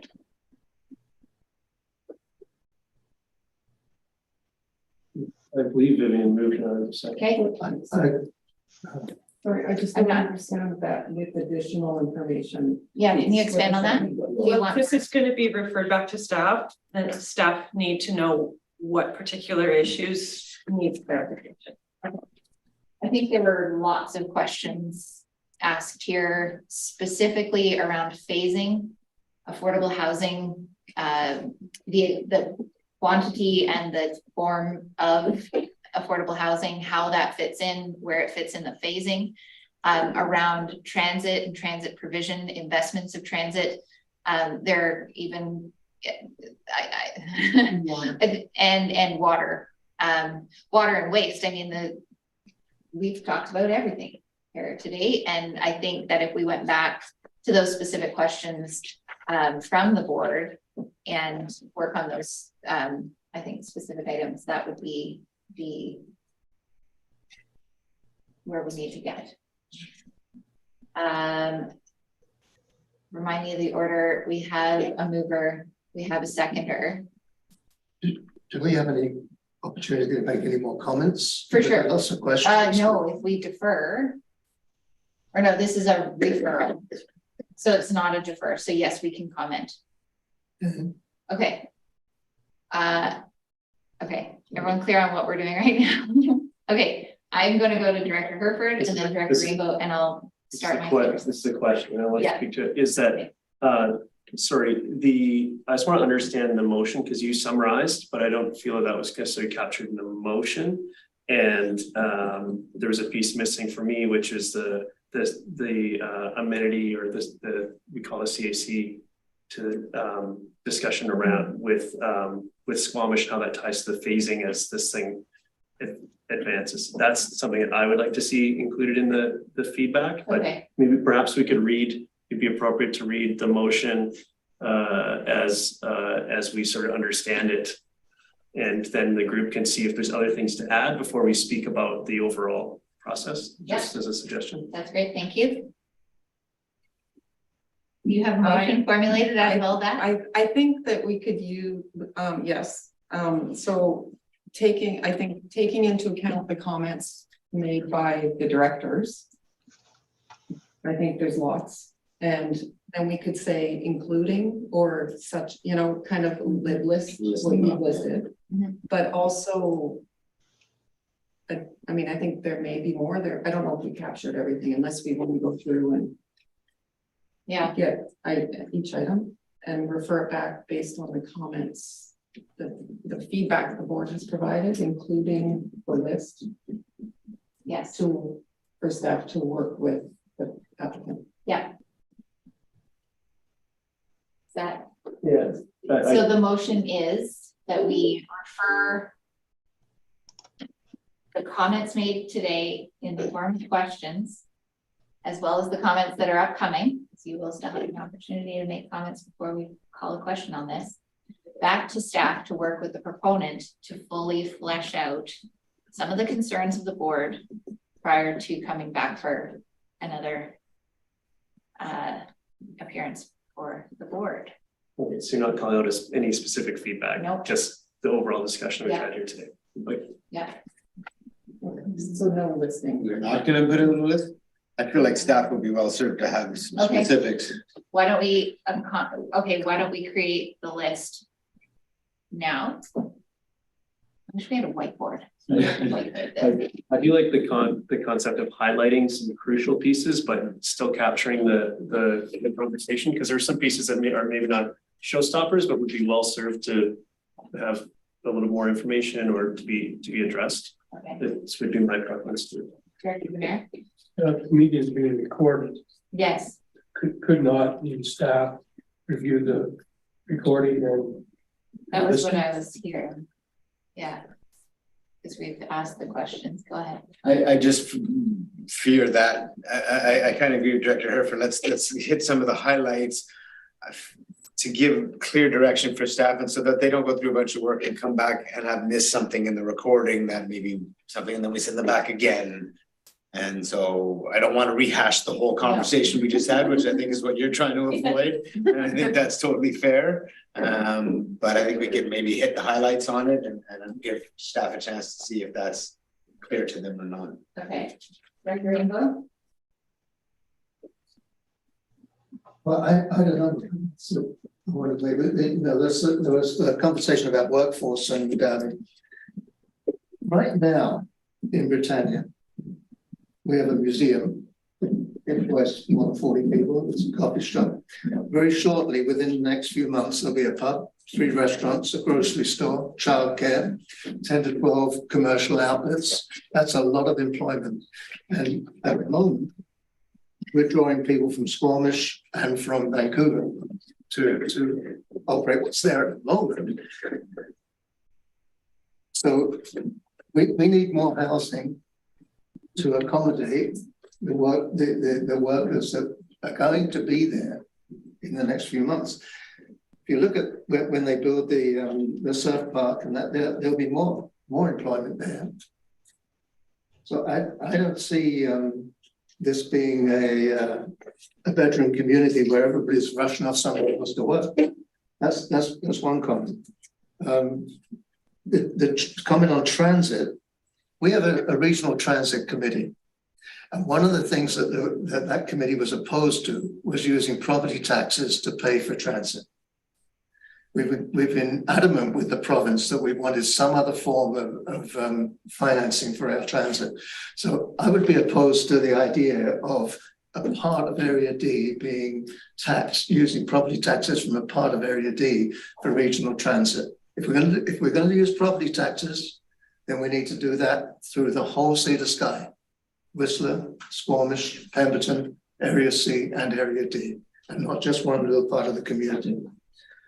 So that's my comment on that. Construction's happening in North Britannia right now. The 80-odd townhomes being built. All the renovation, reconstruction of the heritage buildings. That workforce is there on a daily basis. That we make no accommodation for, or no requirement that accommodation be provided. And people are they're either local people that have been hired, or they're driving in from Squamish or up from North Shore. So I'm not sure how much time we should waste on, or we should spend on worrying about where people are going to, where the workers are going to come from. What else have I got on here? Yeah, and was just one final comment. Every month we delay increases the cost of the affordable housing. It's no question about that.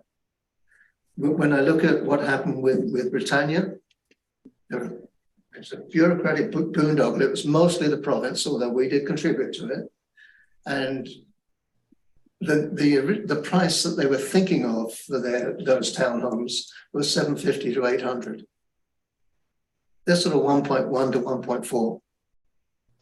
If we could have found a way of getting that project online a little sooner, then that housing would have been cheaper or less expensive, really cheaper.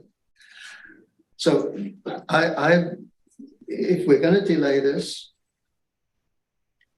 certainly no more than a month. If we want some more work done, and the final comment would be that the notion of if this is happening in Britannia, then everybody's going to Squamish. It's not logical. By the time there's anybody living in Britannia, they're going to go to the nearest community, which is Britannia North. And that's where they're going to go to their grocery shopping. That's where they're going to go to a restaurant. And if they want to go shopping for clothing or something like that, they're not going to Squamish. They're going to the North Shore. They're going to Parkway. So let's be sort of realistic about how big a magnet Squamish is to the people that live in Furry Creek and Britannia. And I would be opposed to any kind of a CAC that was put in place that automatically sent money to Squamish. Let's not open that discussion. I think we can't we can have a conversation. No, well, there's a lot. Okay. Thank you. Director Demare? Good. Go ahead, Director Demare. Yeah, just a question. What is the downside of approving first and second reading and send it to the public? I think we can take all these questions and get them at third reading. So just curious on that whole aspect. Director Needham? Through the chair, I think the downside is that if there are any requested increases to use or density, we would need to redo the public hearing. But any changes to the development agreement could be done. Well, actually, I was going to say they could be done after the public hearing. But we would generally want to bring the draft development agreement to a public hearing in a state that's not going to change a whole lot, because the public needs to know the terms of the deal that they are making comments on. So long as the terms of the development agreement weren't changed substantially and use and density weren't changed substantially, this could go to a public hearing. Okay. Director Herford, then Director Pendo. Yeah, thank you. I think this is a appropriate step, as there were many sort of outstanding pieces. I did want to speak to my colleagues' comments around the regional transit funding, and I agree. Regional transit, the people using the road should be paying the portion, not the property tax. But the way that a local service at a municipality is funded is through property taxation. Now, when we talk regional transit, we do talk regional transit throughout the corridor, as I think we have a common understanding of. But when that area in Britannia Beach could be serviced by an expansion of the BC Transit service done through the District of Squamish, and the portion of that needs to be paid. We pay through property tax and the ticket box. So I think there's two separate issues, and I was not suggesting in my comments that that regional piece be funded that way.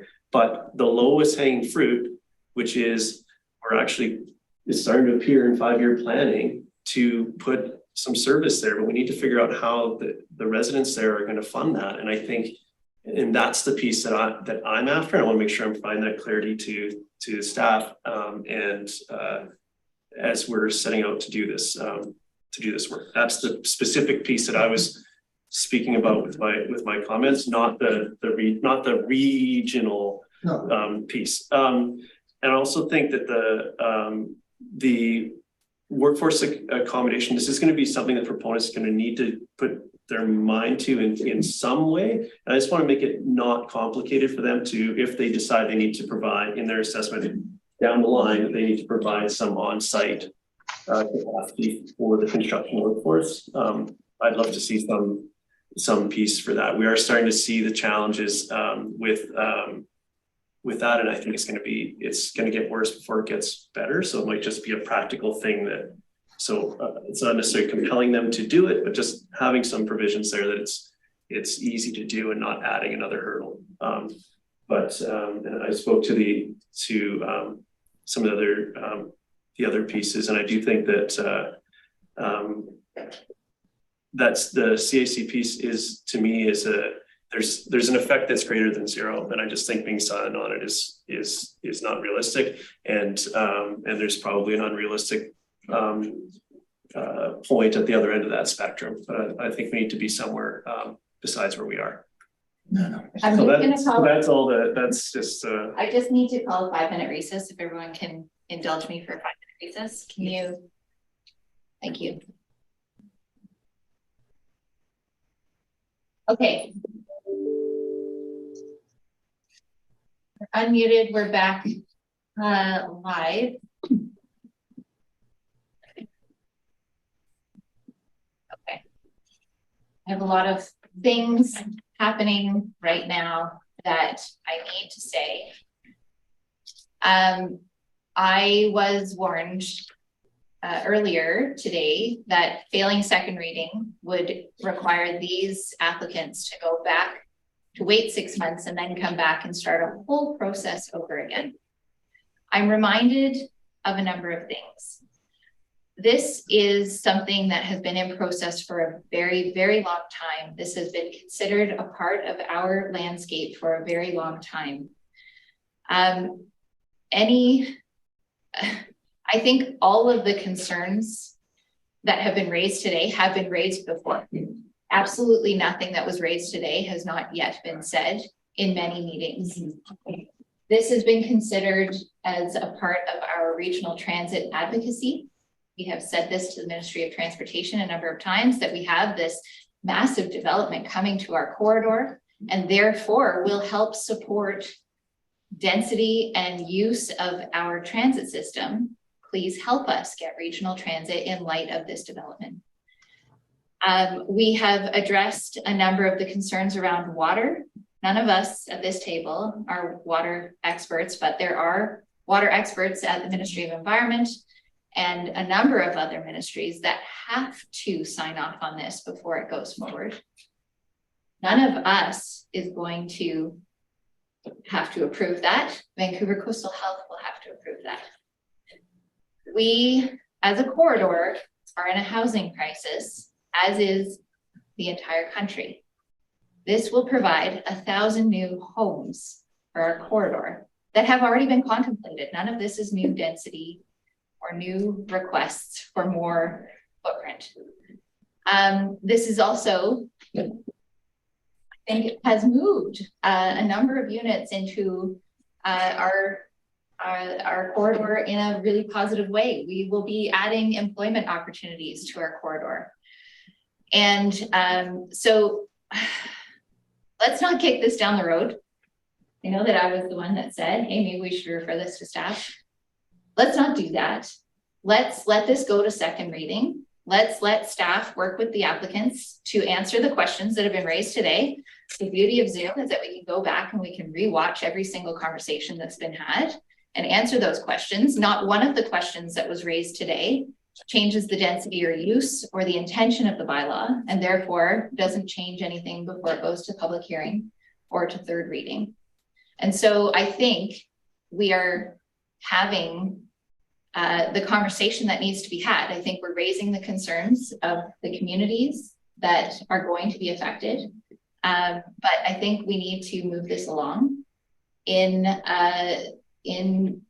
good faith. These applicants have been in front of us and sitting in this boardroom for close to a decade. So nothing that I have heard fundamentally changes the intention of this project. And so I would implore us to defeat the motion that's on the floor and consider the motion that's in the package as it is laid out. With all due respect. And I will go to Director Crompton because he's had his hand up forever. So go ahead, Director Crompton. Thanks, Chair. If that's the case and we're comfortable going to public hearing with commitments to come back and address some of these things, I guess I could be inclined to vote against and then support these things, but I'm expecting to have answers about consideration of CAC allocation to the District of Squamish for services used by new residents. I would like to have in front of the public the research done on Britannia Beach and the rehabilitation of that site and how it affects the use of this park that we are going to end up having responsibility for. I'd like to know how we're securing all of the reverse osmosis service, the highway bypass, the community center, the playing field, the transit funding. Those things are all existing outstanding questions for me that I don't know how they are going to be put in front of the public at public hearing. And I would like to understand those things. So if giving it second reading helps that down the path, okay, but I'm concerned that after third reading, it does come back to us and those questions still aren't answered, and they were raised at first reading. They've been raised, as you say, throughout this process, and we still don't have answers on them. So I'm interested to know how going to public hearing gets us the answers that the board has now. I want to say one thing finally, that for me, I said at first reading, and I feel strongly, which is I would add density to this this development in service of more employee housing. I really would. I mean, if we could expand this in service of more affordable housing, that is something I would be interested in, because to your point, we're in a housing crisis.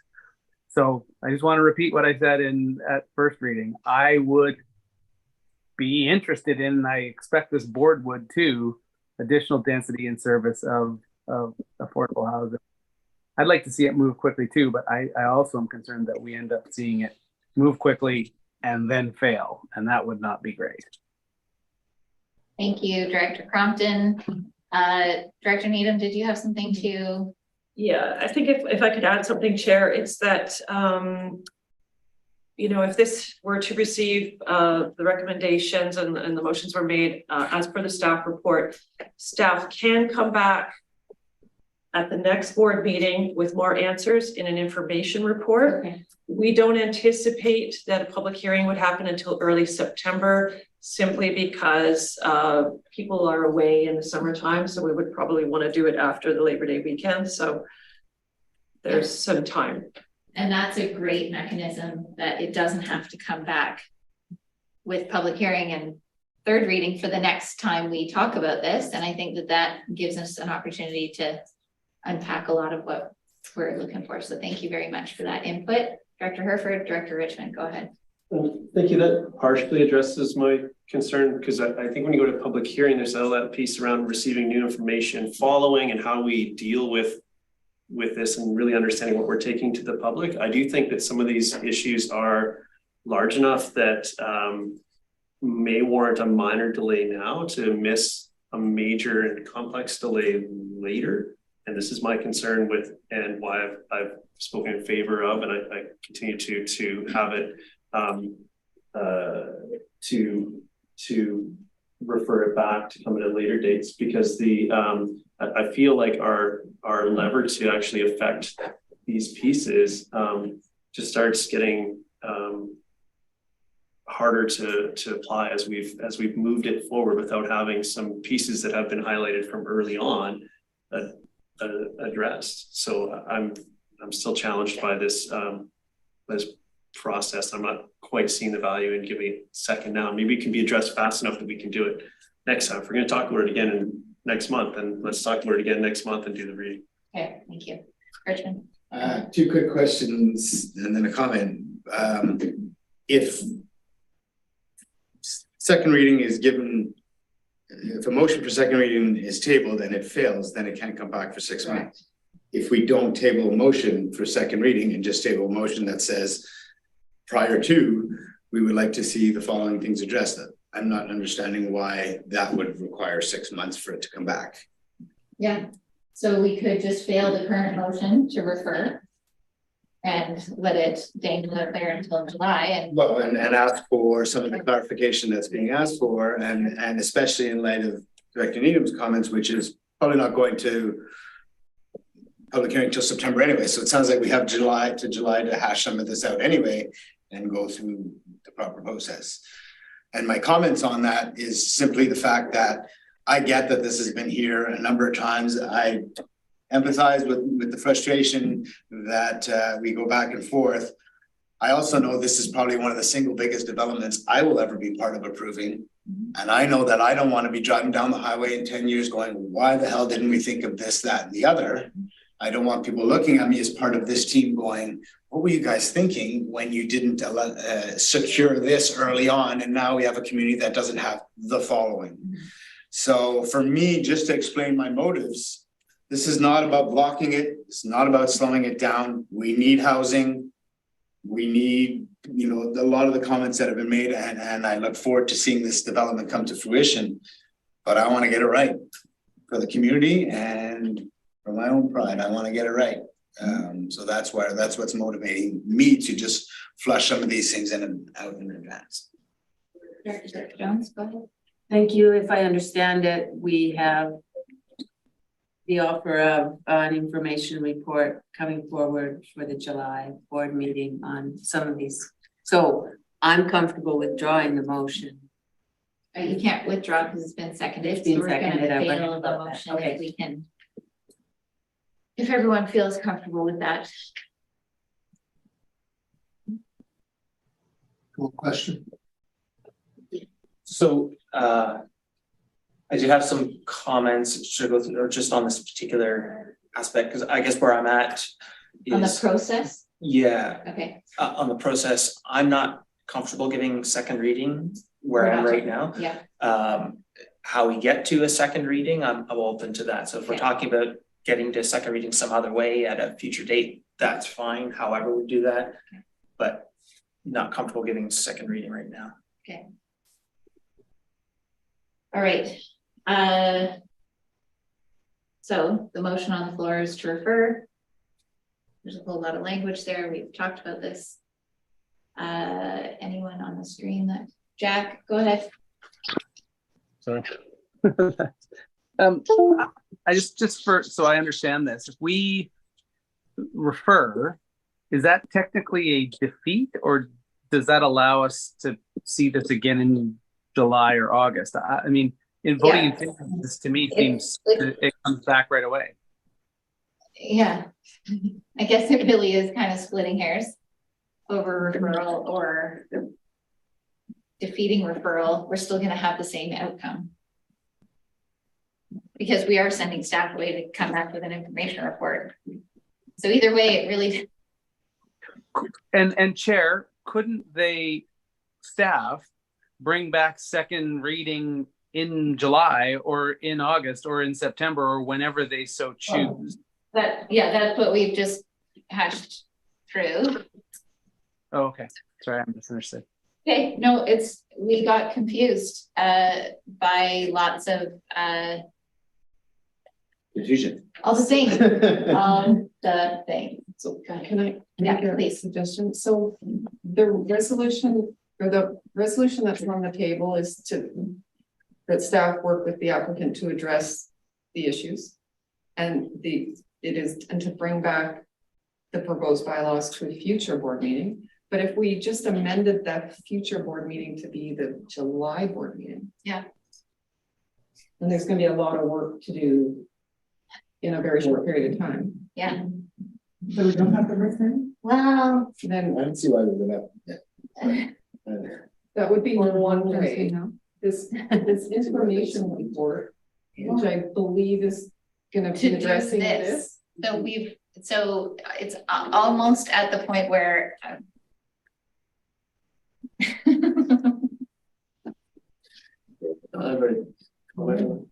Okay, Just briefly on that, I think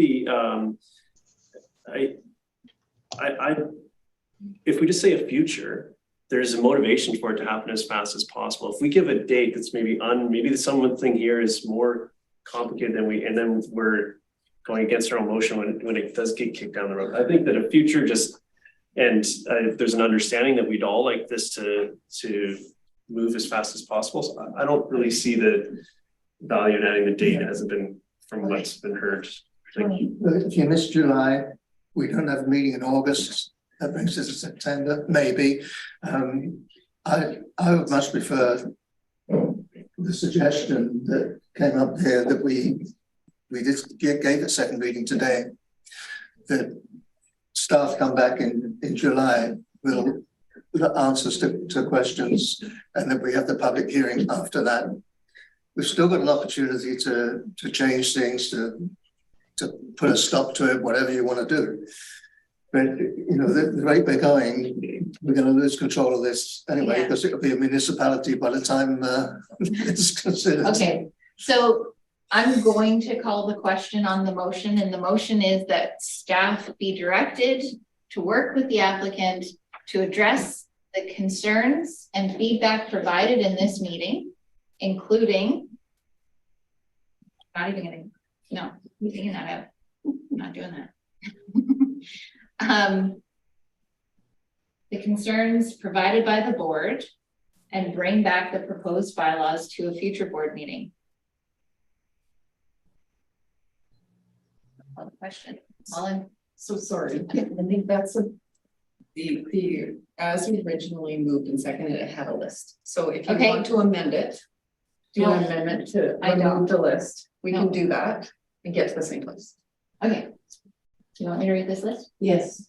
Okay, the list includes phasing, affordable housing, quantity and form of housing, options for workforce accommodation during early phases, transit provision, water, wastewater, security for the delivery of future services, consideration of impact on amenities during the phases, options to mitigate risk of overpass timing, incorporating this feedback and bring back the proposed bylaw to a future board meeting. As has been moved and seconded by Director Birch Jones and seconded by, I can't remember, I'm sure you have it right now. Director Herford.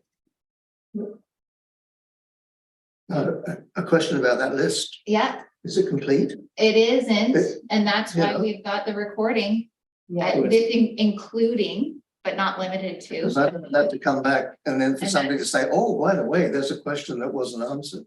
Yes. Okay, well, we're gonna have to take a chance because I don't really have more to add to that. And I'm not trying to be difficult, but I'm really trying to move this along. And we're going to be here all day if we don't move this along. So I'm calling the question. All in favor? Are there any opposed?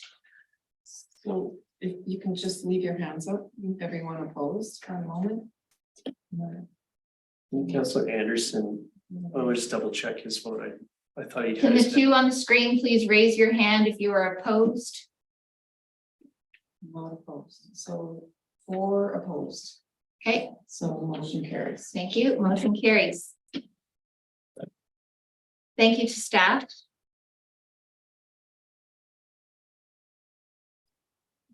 But we can't consider second reading now.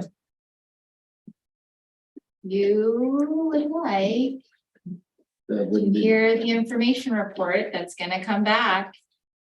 I would defend it. Yeah, I'll leave it there. I don't want to risk it. I would.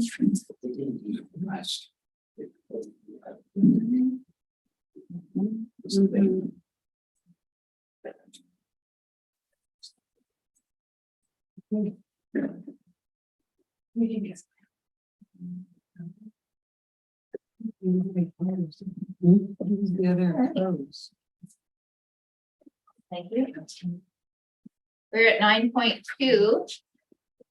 There's a direction request. An ALC subdivision application 65047. Near Squamish Valley. Yeah, Director Needham. Switching gears. Yes, okay, so, let's go with this report. So. We have received an application for a subdivision. It's a ALC subdivision application, so this is to the ALC, but it comes through the SLRD for input, going higher, potentially going to the ALC. The application is in Area D in the Upper Squamish Valley. It's a 24.3 hectare agriculturally zoned and ELR property. Proposal is to subdivide this property into 4 lots ranging from 3.14 to 10.48 hectares. The applicant has stated a number of reasons why they think that this subdivision is required. One of their main reasons is to allow for a right of way for 2 roads that bisect the property. One is the Squamish Valley Road and one is Lynn Road. The applicant is contending that small scale agriculture on smaller lots will reduce the economic barrier for small agricultural businesses.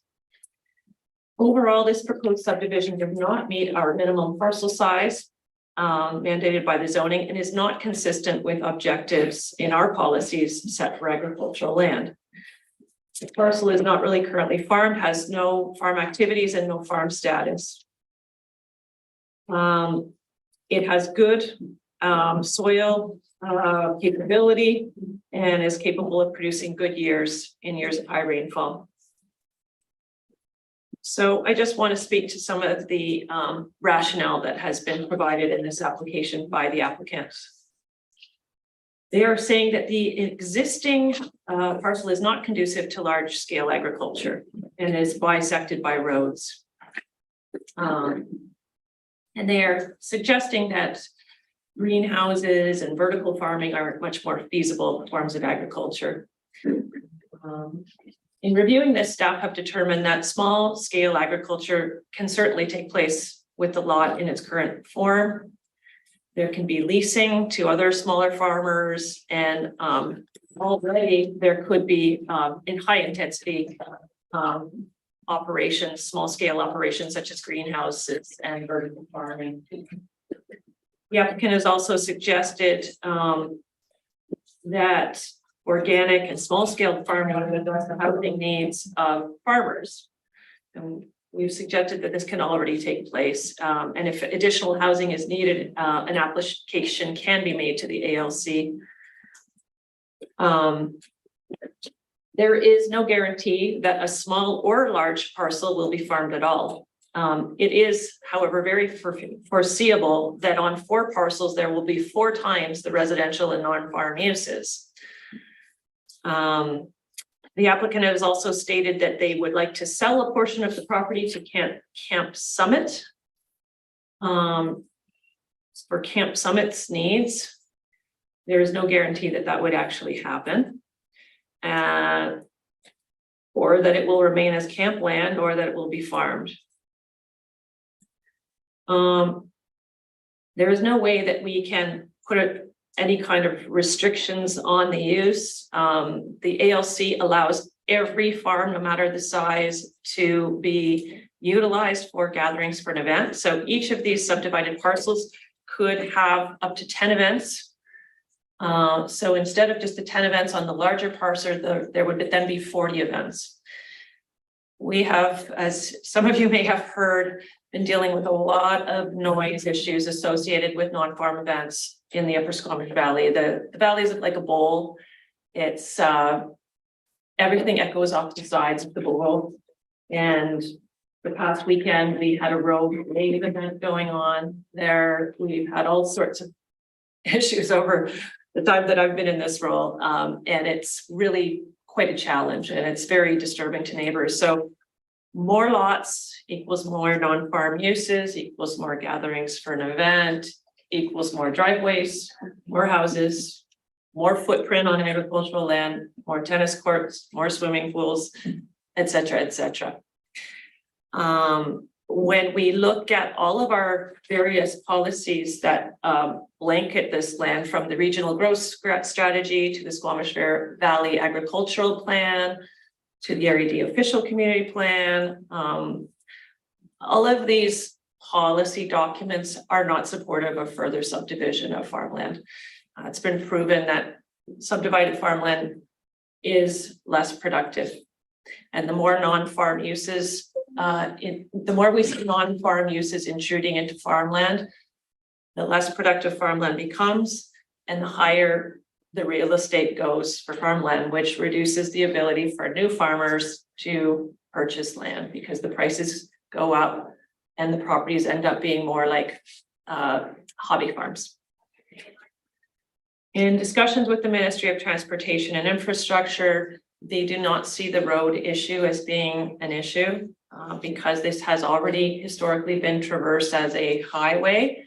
And so they do not feel that the granting of a right-of-way is going to be an issue.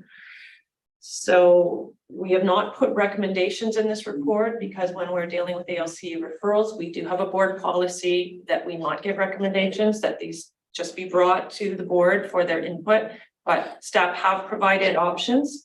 the options would be do not support the application and do not forward it to the ALC. Do not support the application, but forward it to the ALC for further consideration, or support the application and forward it to the ALC for their input and comment. If there are any questions, I would be happy to answer them.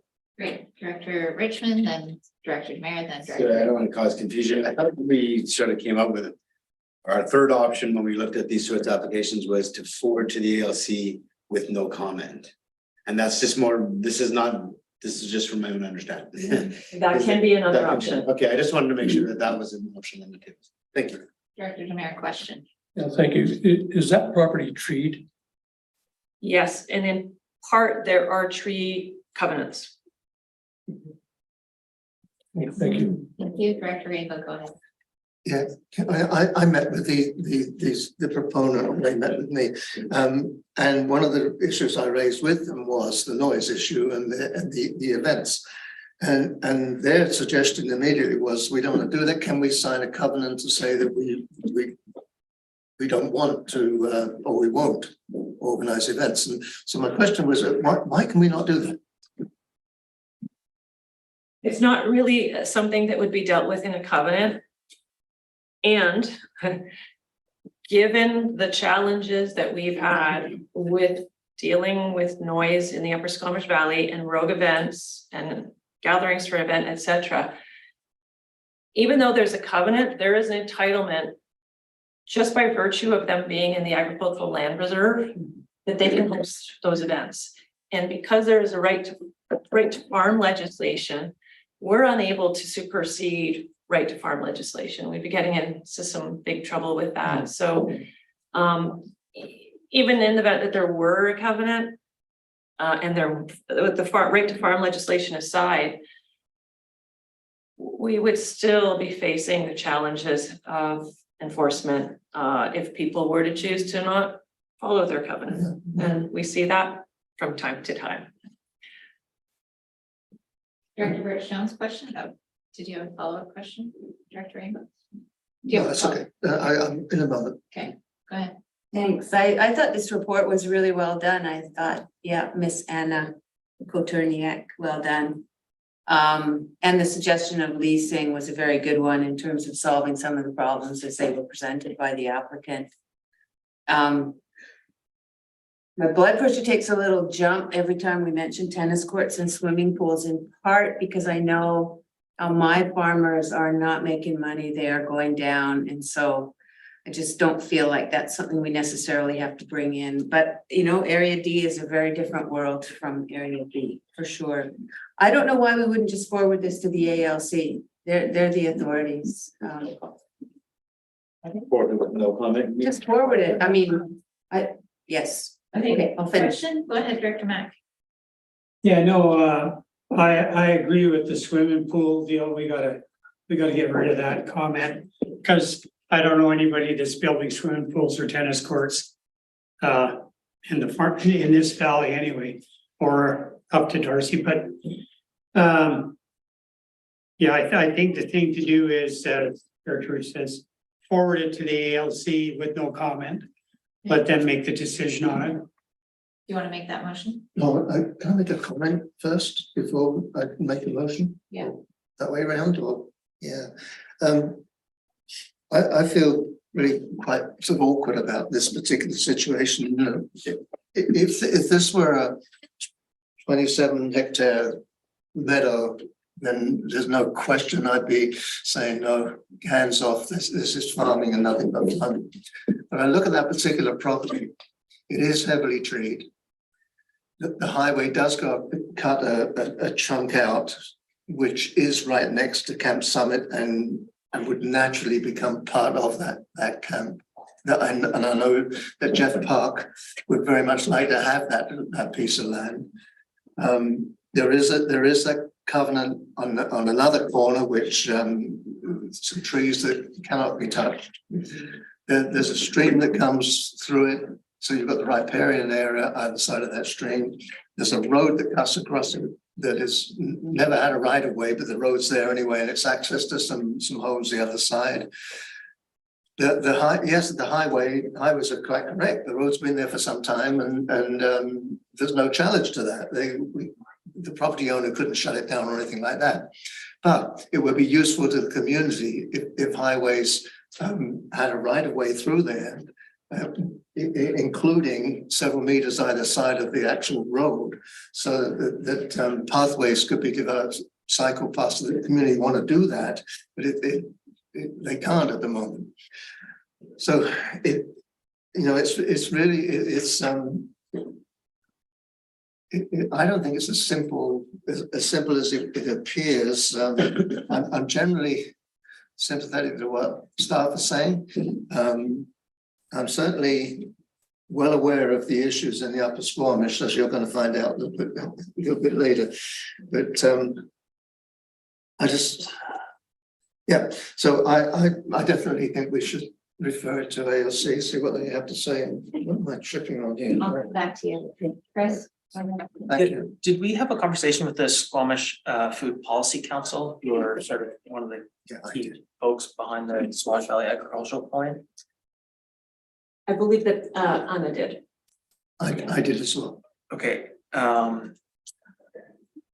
and I guess, does the plan speak to, because I understand one of the tensions and sort of is that, you know, maybe right now there's some trees or things, I guess there's a tension between, you know, a model to do something, start farming now versus the value of having a big parcel for where you could clear trees and actually do farming from lot. So sort of a land bank sort of situation. It seems the priority in the agricultural plan is putting the value on the land bank for future farming and future uses.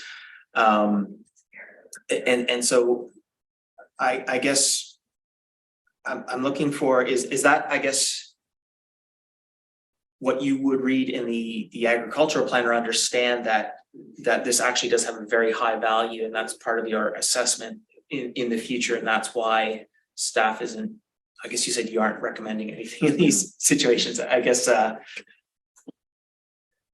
what's your assessment that the agricultural plan would hold that as the highest sort of thing in all of this, that future value of this land as farmable land is kind of really important. That's a terrible way of articulating that. I'm sorry. Through the chair, all of our policies really are not supportive of subdivision and keeping these parcels whole. The more they're subdivided, the more non-farm uses there can be. And we can't control what non-farm uses go on the land. There can be all sorts of uses, and depending on how wealthy the landowners are, there can be swimming pools. And if you go to Collins Road, you're going to see plenty of them. And so there can be all sorts of things that we have no control over. We also cannot ensure, as the applicant has noted, that vertical farming or any farming will occur. We have no guarantees of that. We also have no guarantees that road rights of way are going to be granted. They might be captured at the MOTI level, the Ministry of Transportation level. They may not be. I'm assuming they're going to try and grab a piece for their road, but there are a lot of promises that get made in some of these applications that we do not have an ability to actually enforce or ensure that those are actually going to be delivered on. Do you have a follow-up? Yeah, just because Dr. Pettigrew was asking about Food Policy Council, and I did meet with Crystal Tembrink about this, and Crystal is supportive of the staff position. She feels that if it is subdivided, that reduces the chance of agriculture. So the only thing about this particular property is it's never ever going to be one farm, because there are just too many things in the way, you know, roads and streams and covenanted trees and things like that. And somewhere along the way, you know, if they lease parts of it to somebody to do a little bit of farming, we've got to then somewhere address housing, because that's a long way from Squamish. And for somebody to get up, it's going to rule out as animal husbandry, because you need to be there from the crack of dawn to nighttime, and it's a long way to drive out, do your farming, drive home again. So if we have any farming development there, it will require housing. And if we had if that was split into at least into 4 or say different areas, but not subdivided, we'd have to address that issue of how do we provide opportunities for people to live there so they can do their farming. So it's really complex, this particular one. Okay. I have Director Crompton with a question. Thanks, Chair. Is there any farming happening on the site now? No. Go ahead. With respect to the Camp Summit piece, we do have a provision in our bylaw that we may be supportive of subdivision where there is a road passing through. So currently, the piece that is on the Camp Summit side could be parsed off of the parent parcel. But that's a different thing than adding another number of lots to the top. So Director Crompton, does that answer your question? Do you want to ask another? No, sorry. Is there farming happening on the parcel right now? there is not. Okay, so the proposal for vertical farming is not something that they've tried yet. It's just an idea. That's correct. Okay, thank you. Yeah, the reason I asked about is it treated or not, is that leasing proponent. Because whoever leases it, unless the owner logs it and clears it, and takes all the stumps away, what are you gonna do with it? And a leasee is not gonna be spending that kind of money. There is a large part of the property that is cleared and could be leased.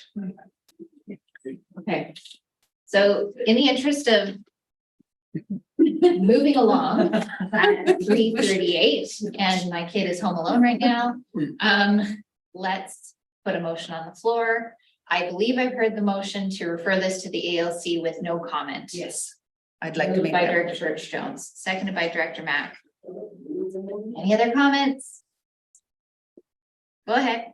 Well, I guess I'm struggling with this a bit. I'm wondering if we should let the ALC know that we don't feel it's consistent with our policy, which seems to be the case. And I guess I'm a bit uncomfortable of just not referring to our policy if we're going to refer this to the ALC. I understand the desire or the appeal of, oh, maybe we could get a little bit of small scale farming here, but in broader conversations I've had with the Food Policy Council, I've also heard quite strongly the thought that we have to be thinking of the future too, and subdividing these things is a challenge. Growing up in Ontario, and maybe it's a little bit different, but you'd have a farm with 20 acres of contiguous fields, but then there'd be 5-acre fields all over the place, and they just drive their tractor, and that's how they got their economy of scale. And you know, I'm sure if they had one big contiguous piece, that would be great, but I don't see a road necessarily ruining this parcel fundamentally. Okay, then vote against. Motion's on the floor. Can I call the question? All in favor? Any opposed? Motion carries with Director Pettengill opposed. We still have like 17 items on our agenda. We did a couple of them. Really stay quiet. Trying to prop up the. She might have to go. You come in later tomorrow. Oh, earlier than 9? No. That's not right.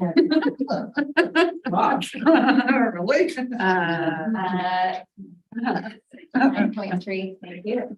Geohazard. We're looking for the SLRD geohazard risk prioritization update and policy integration recommendations. I would like to move all for that. Is there a staff presentation?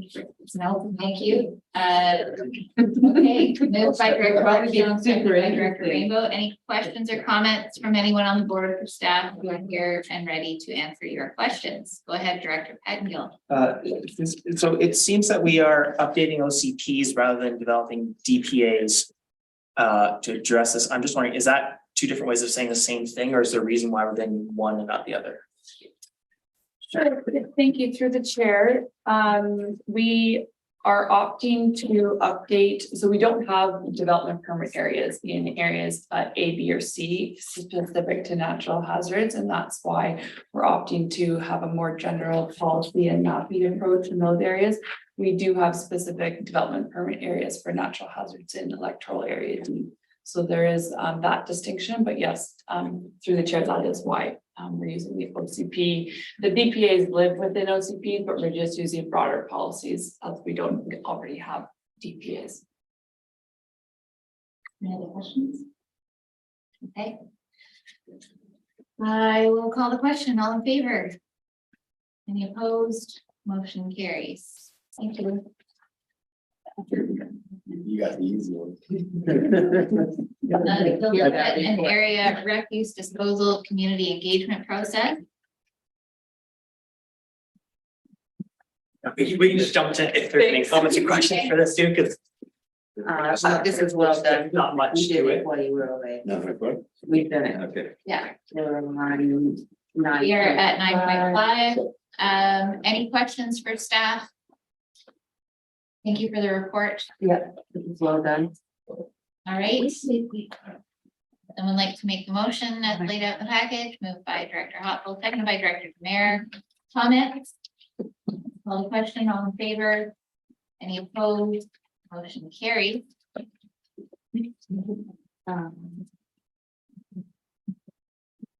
Organics in the free store, hopefully Thank you. Show everybody.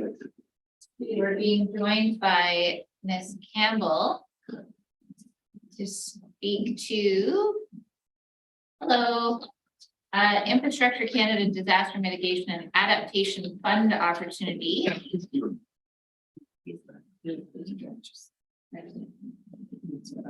Okay, are there any questions? Go ahead. What's the total ask here? Because when I start adding up numbers, I got 5, 8, 12, 1.6 from forestry, 4 million from. So I thought this project was around $8 million. Go ahead. Ms. Campbell can address that question. Please. Go ahead. Thank you. Good afternoon. Quick sound check, please, Chair. Thank you. Good afternoon, everyone. Nice to see you all. Thank you for the question. The funding request for this particular fund, so that is how much we are able to ask from the fund, is up to 5 million. The eligible costs can go up to 8 million through this fund. And the overall project cost is up to 12 million, and that includes the bridge as well. These numbers are built off the ICIP budget. We've adjusted them for the DMAF grant because there are some differences in how each fund calculates the eligible amounts, what can be asked, the eligible costs and contingencies. So the ask has a bit of buffer room to allow us to work with those numbers as we go through the application process. So the total approved project budget right now, the current estimate of the cost required to complete the project that is within the project scope, so not including the bridge, is at 8.1 million. And that's based on the preliminary design, which is considered accurate to plus or minus 30%. So the reason the asks are slightly different is that we try to build in the buffer room to both address the specifics of the fund and also including the contingencies. Does that answer the question? Go ahead, CAO. Through the chair, just perhaps to add, the reason this request is coming forward is because we have not received confirmation on ICIP either. So this is being pursued in the event that another grant doesn't come through. Is that correct, Ms. Campbell? Correct. So we do have another active funding application in to the ICIP infrastructure program. We're not anticipating an announcement of that until September. This approach to also apply for the DMAF grant is to mitigate the risk of that ICIP grant not being successful. So it's a parallel process.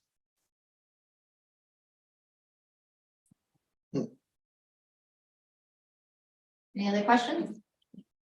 Can I move all three that's then? No, you can only move the first two. Okay, I'll do that. Okay, and it's seconded by Director Rainbow. Comments? Call the question, all in favor? Any opposed? Motion carries. Now you can move the third that by I will. itself, which is a weighted vote, right? No, which never happens. Seconded by Director Rainbow. Comments? Call the question, all in favor? Any opposed? Motion carries. Thank you, Thank Ms. you. Campbell. Moving on.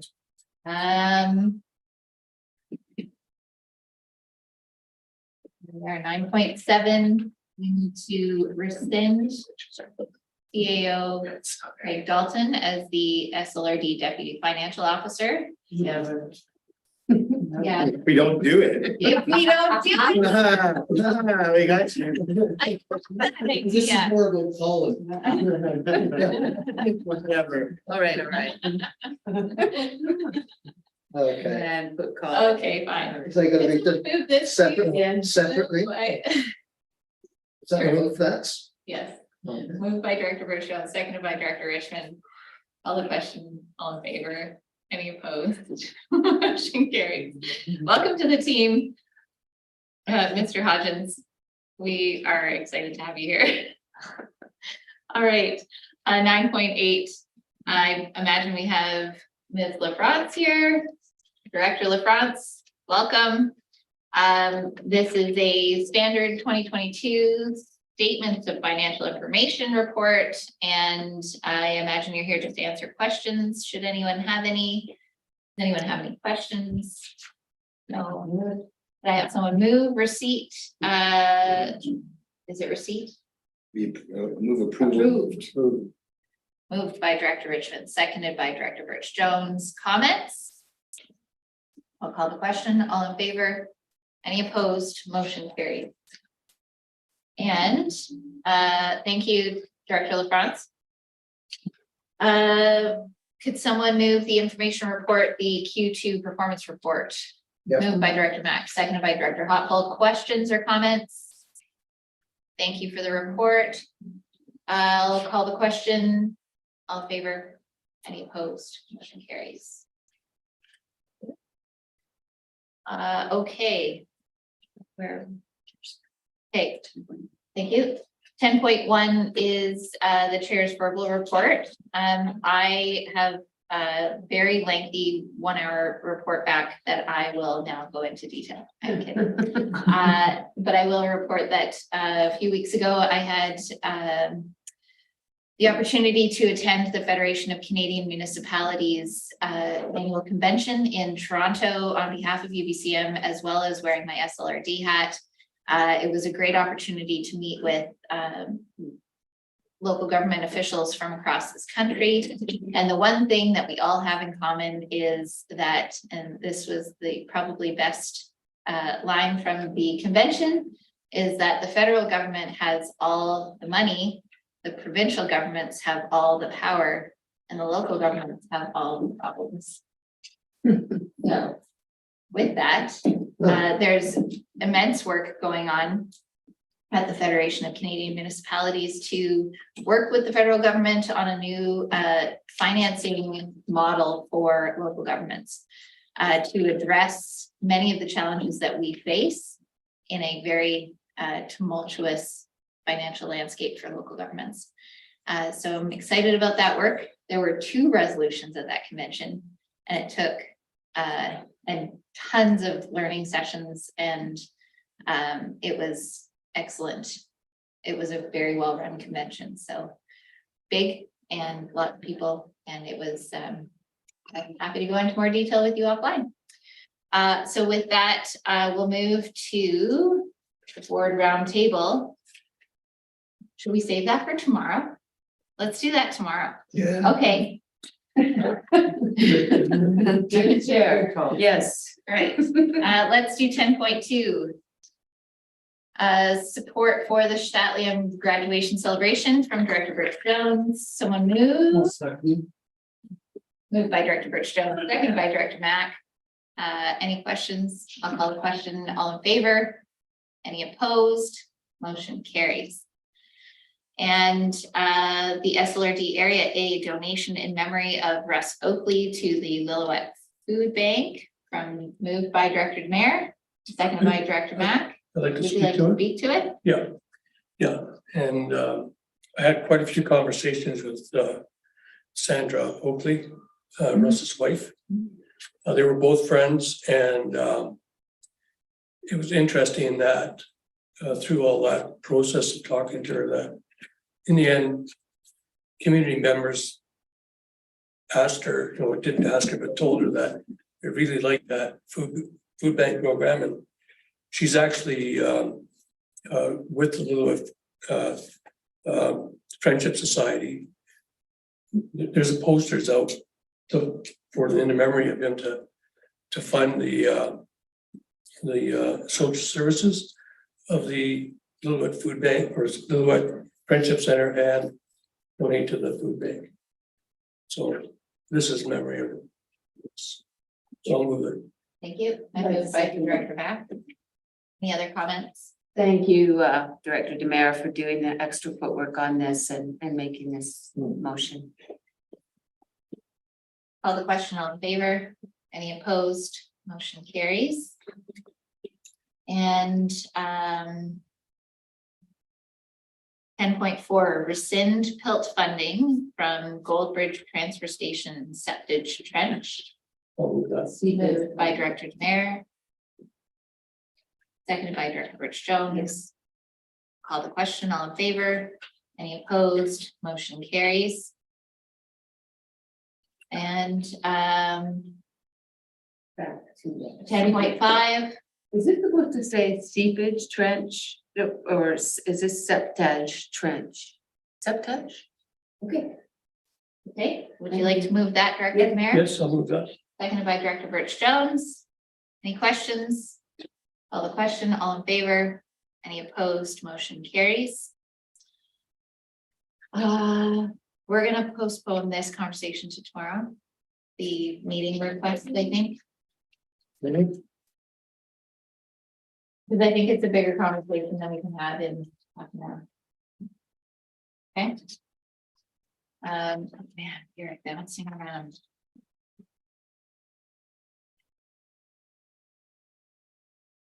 Okay, 11.4. This is a request for resolution from the Coalition of Child Care Advocates of BC, who are really requesting for us to send forward this resolution. However, it's too late for us to submit a resolution to UBCM. Isn't it? Yeah. But we can support the motion, and there will be probably a dozen other councils and boards submitting this resolution. So it's not that we're not supporting this motion. Each of you has the your own decision-making to make on which resolutions you'll support at convention. This is a really important one. It's anyway, there for your consideration. So all I would say is that we received this for information. Moved by Director Pettengill, second by Director Mack. Comments? Call the question. All in favor? Any opposed? Motion carries. Okay. Request for funding for the LaJoy Lake Residents Association aeration project. Director I'll have Demare. to declare a conflict of interest. All right. Would you like to state the reason for your declare? Yes, my daughter is employed by the River Valley Community Association, and my wife Debbie is the vice president of the BRVCA. Okay, thank you. Don't go far. Yeah. I'll move this on Director Demere's behalf. No, you can't move it on his behalf because he's in conflict. Okay, so I'll As just an move. individual. That's not mistake. And I'll second it. Seconded by Director Rainbow. I'll call a question. All in favor? Any opposed? Motion carries. We just yell for him.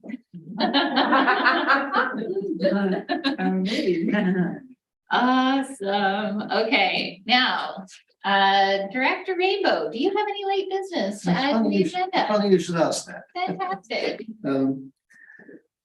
Yeah, we have a problem in the Upper Squamish Valley, as Director Needham alluded to earlier. And I'm not going to pray. The problem is we have bylaws in place to try to control certain types of behavior. But the behaviors that we're trying to control are happening at weekends when we have nobody to enforce the bylaws. And it's getting more and more serious. Yeah. So So you just have to, the motion that you're I want to putting get is that to add it to the I late just want to business. add that to late business. I beg your pardon. That's okay. Yeah. So Director Rainbow has an item that he wishes to put on late business. And so would the board accept the late business as will be presented? No. Thank you. Seconded by Director Demare. Yep. All in favor? Any opposed? Motion carries. We will deal with that out. Mrs. Goldman as well. Yes, we have another piece of a piece of correspondence that was received by the board by email. Director Pettengill has put it forward for late business that we can discuss a resolution that Director Pettengill would like to put forward. If so, if the board would accept that second item for late business, I'll call the question. All in favor, or we need a mover. Moved by Director Pettengill, seconded by Director Richmond. All in favor? Any opposed? Motion carries. Oh my goodness. I am losing the plot today. Yes, no, I'm doing well. We started out well. When do we? We're okay. Okay, it's almost 4 o'clock. Yeah. Should we call it a day for today? This won't take a minute. It won't take. No, it won't take a minute. Honestly, it won't. I'm sure. I just told you what the problem is, we have this issue and then, so my resolution, if I may, is to request that staff consider the correspondence we've had from the Ashby Foundation, which is the community association for the Upper Squamish, and make some suggestions as to how we might address the issue. I think we would like to refer it to staff to come back with a report. Yeah, that's what I was saying. Yes, got it. Didn't I say that? I thought I said that, sorry. Okay. One to take. No, don't. No, not right now. Okay. Yeah. Are you seconding that? All right. Everyone comfortable with that? Okay, I'll call the question. All in favor? Any opposed? Motion carries. And thank you. Director Pettengill, do you want to? I think it's quick, right? Yeah, let's do this. Okay. All right. So we received Fortis, like we discussed previously, wood fiber had some permit requests for effluent into Howe Sound. Fortis, we found out, has had a similar permit, which they put in 2020. The community didn't know about it. It's before the BC Energy Regulator. Fortis has claimed they did public engagement, but when I checked back at a meeting just before the public engagement, Councillor Stoner explicitly asked them, hey, what permits do you need for this effluent you want to do? And Fortis, oh, I don't know. They told us about an engagement coming up, but it was just proposed as a general engagement. So at the public council meeting, they didn't let us know what was going on. And I think we've seen from IC to Sky, I would suggest the lack of clarity in Fortis's publications about what engagement was available. I spoke to the biosphere. They're interested in understanding the permit and the impacts. It could involve acid rock drainage, which is what we saw from Britannia Mining Museum, which decimated the sound. But I think they would like the ability to understand and to respond. So the resolution, which I can read out, is basically to ask the BC Energy regulator to allow the public to have a chance to review the permit application and respond. There is some urgency, as the regulator has said that a decision is pending, and Fortis is eager to get going. And so I think it's useful. Squamish essentially passed the same resolution I'm about to propose, and so I'm hoping this board would support it too. So it's now the time to read the resolution. So whereas Fortis BC has a pending decision on an effluent permit where there is significant public interest, but Fortis BC's public engagement and notice of the permit process was significantly lacking. And whereas local and regional groups and others would like to review and provide feedback on Fortis BC's effluent permit request, along with Woodfiber's effluent permit requests, especially in consideration of cumulative effluent impacts. Therefore, be it resolved that the chair communicate with BC Energy regulator to request that it provide the public with a more adequate opportunity to review and provide feedback on Fortis BC's effluent permit requests, and that Fortis be required to provide more adequate public information about the permit request and feedback opportunities. And resolve that the request also be shared with Squamish Nation, BCEAO, Ministry of Environment, Climate Change, Ministry of Energy, Mines and Low Carbon Engineering, Fortis BC, Woodfiber LNG, MP Patrick Weiler, MLA Jordan Sturdy, and any additional parties the chair deems relevant. Read that. One more time. Did you get that? Did you get that? I did. Yeah. You did. All right, I'll call the question. All in favor? Any opposed? Motion carried. Thank you very much. I am going to recess this meeting until tomorrow. Are you sure? Yeah. I'm just gonna wait here. See you tomorrow. Moved by Director Bergeron, seconded by Director Mack. Anyone opposed? Motion carried. Thank you. See ya.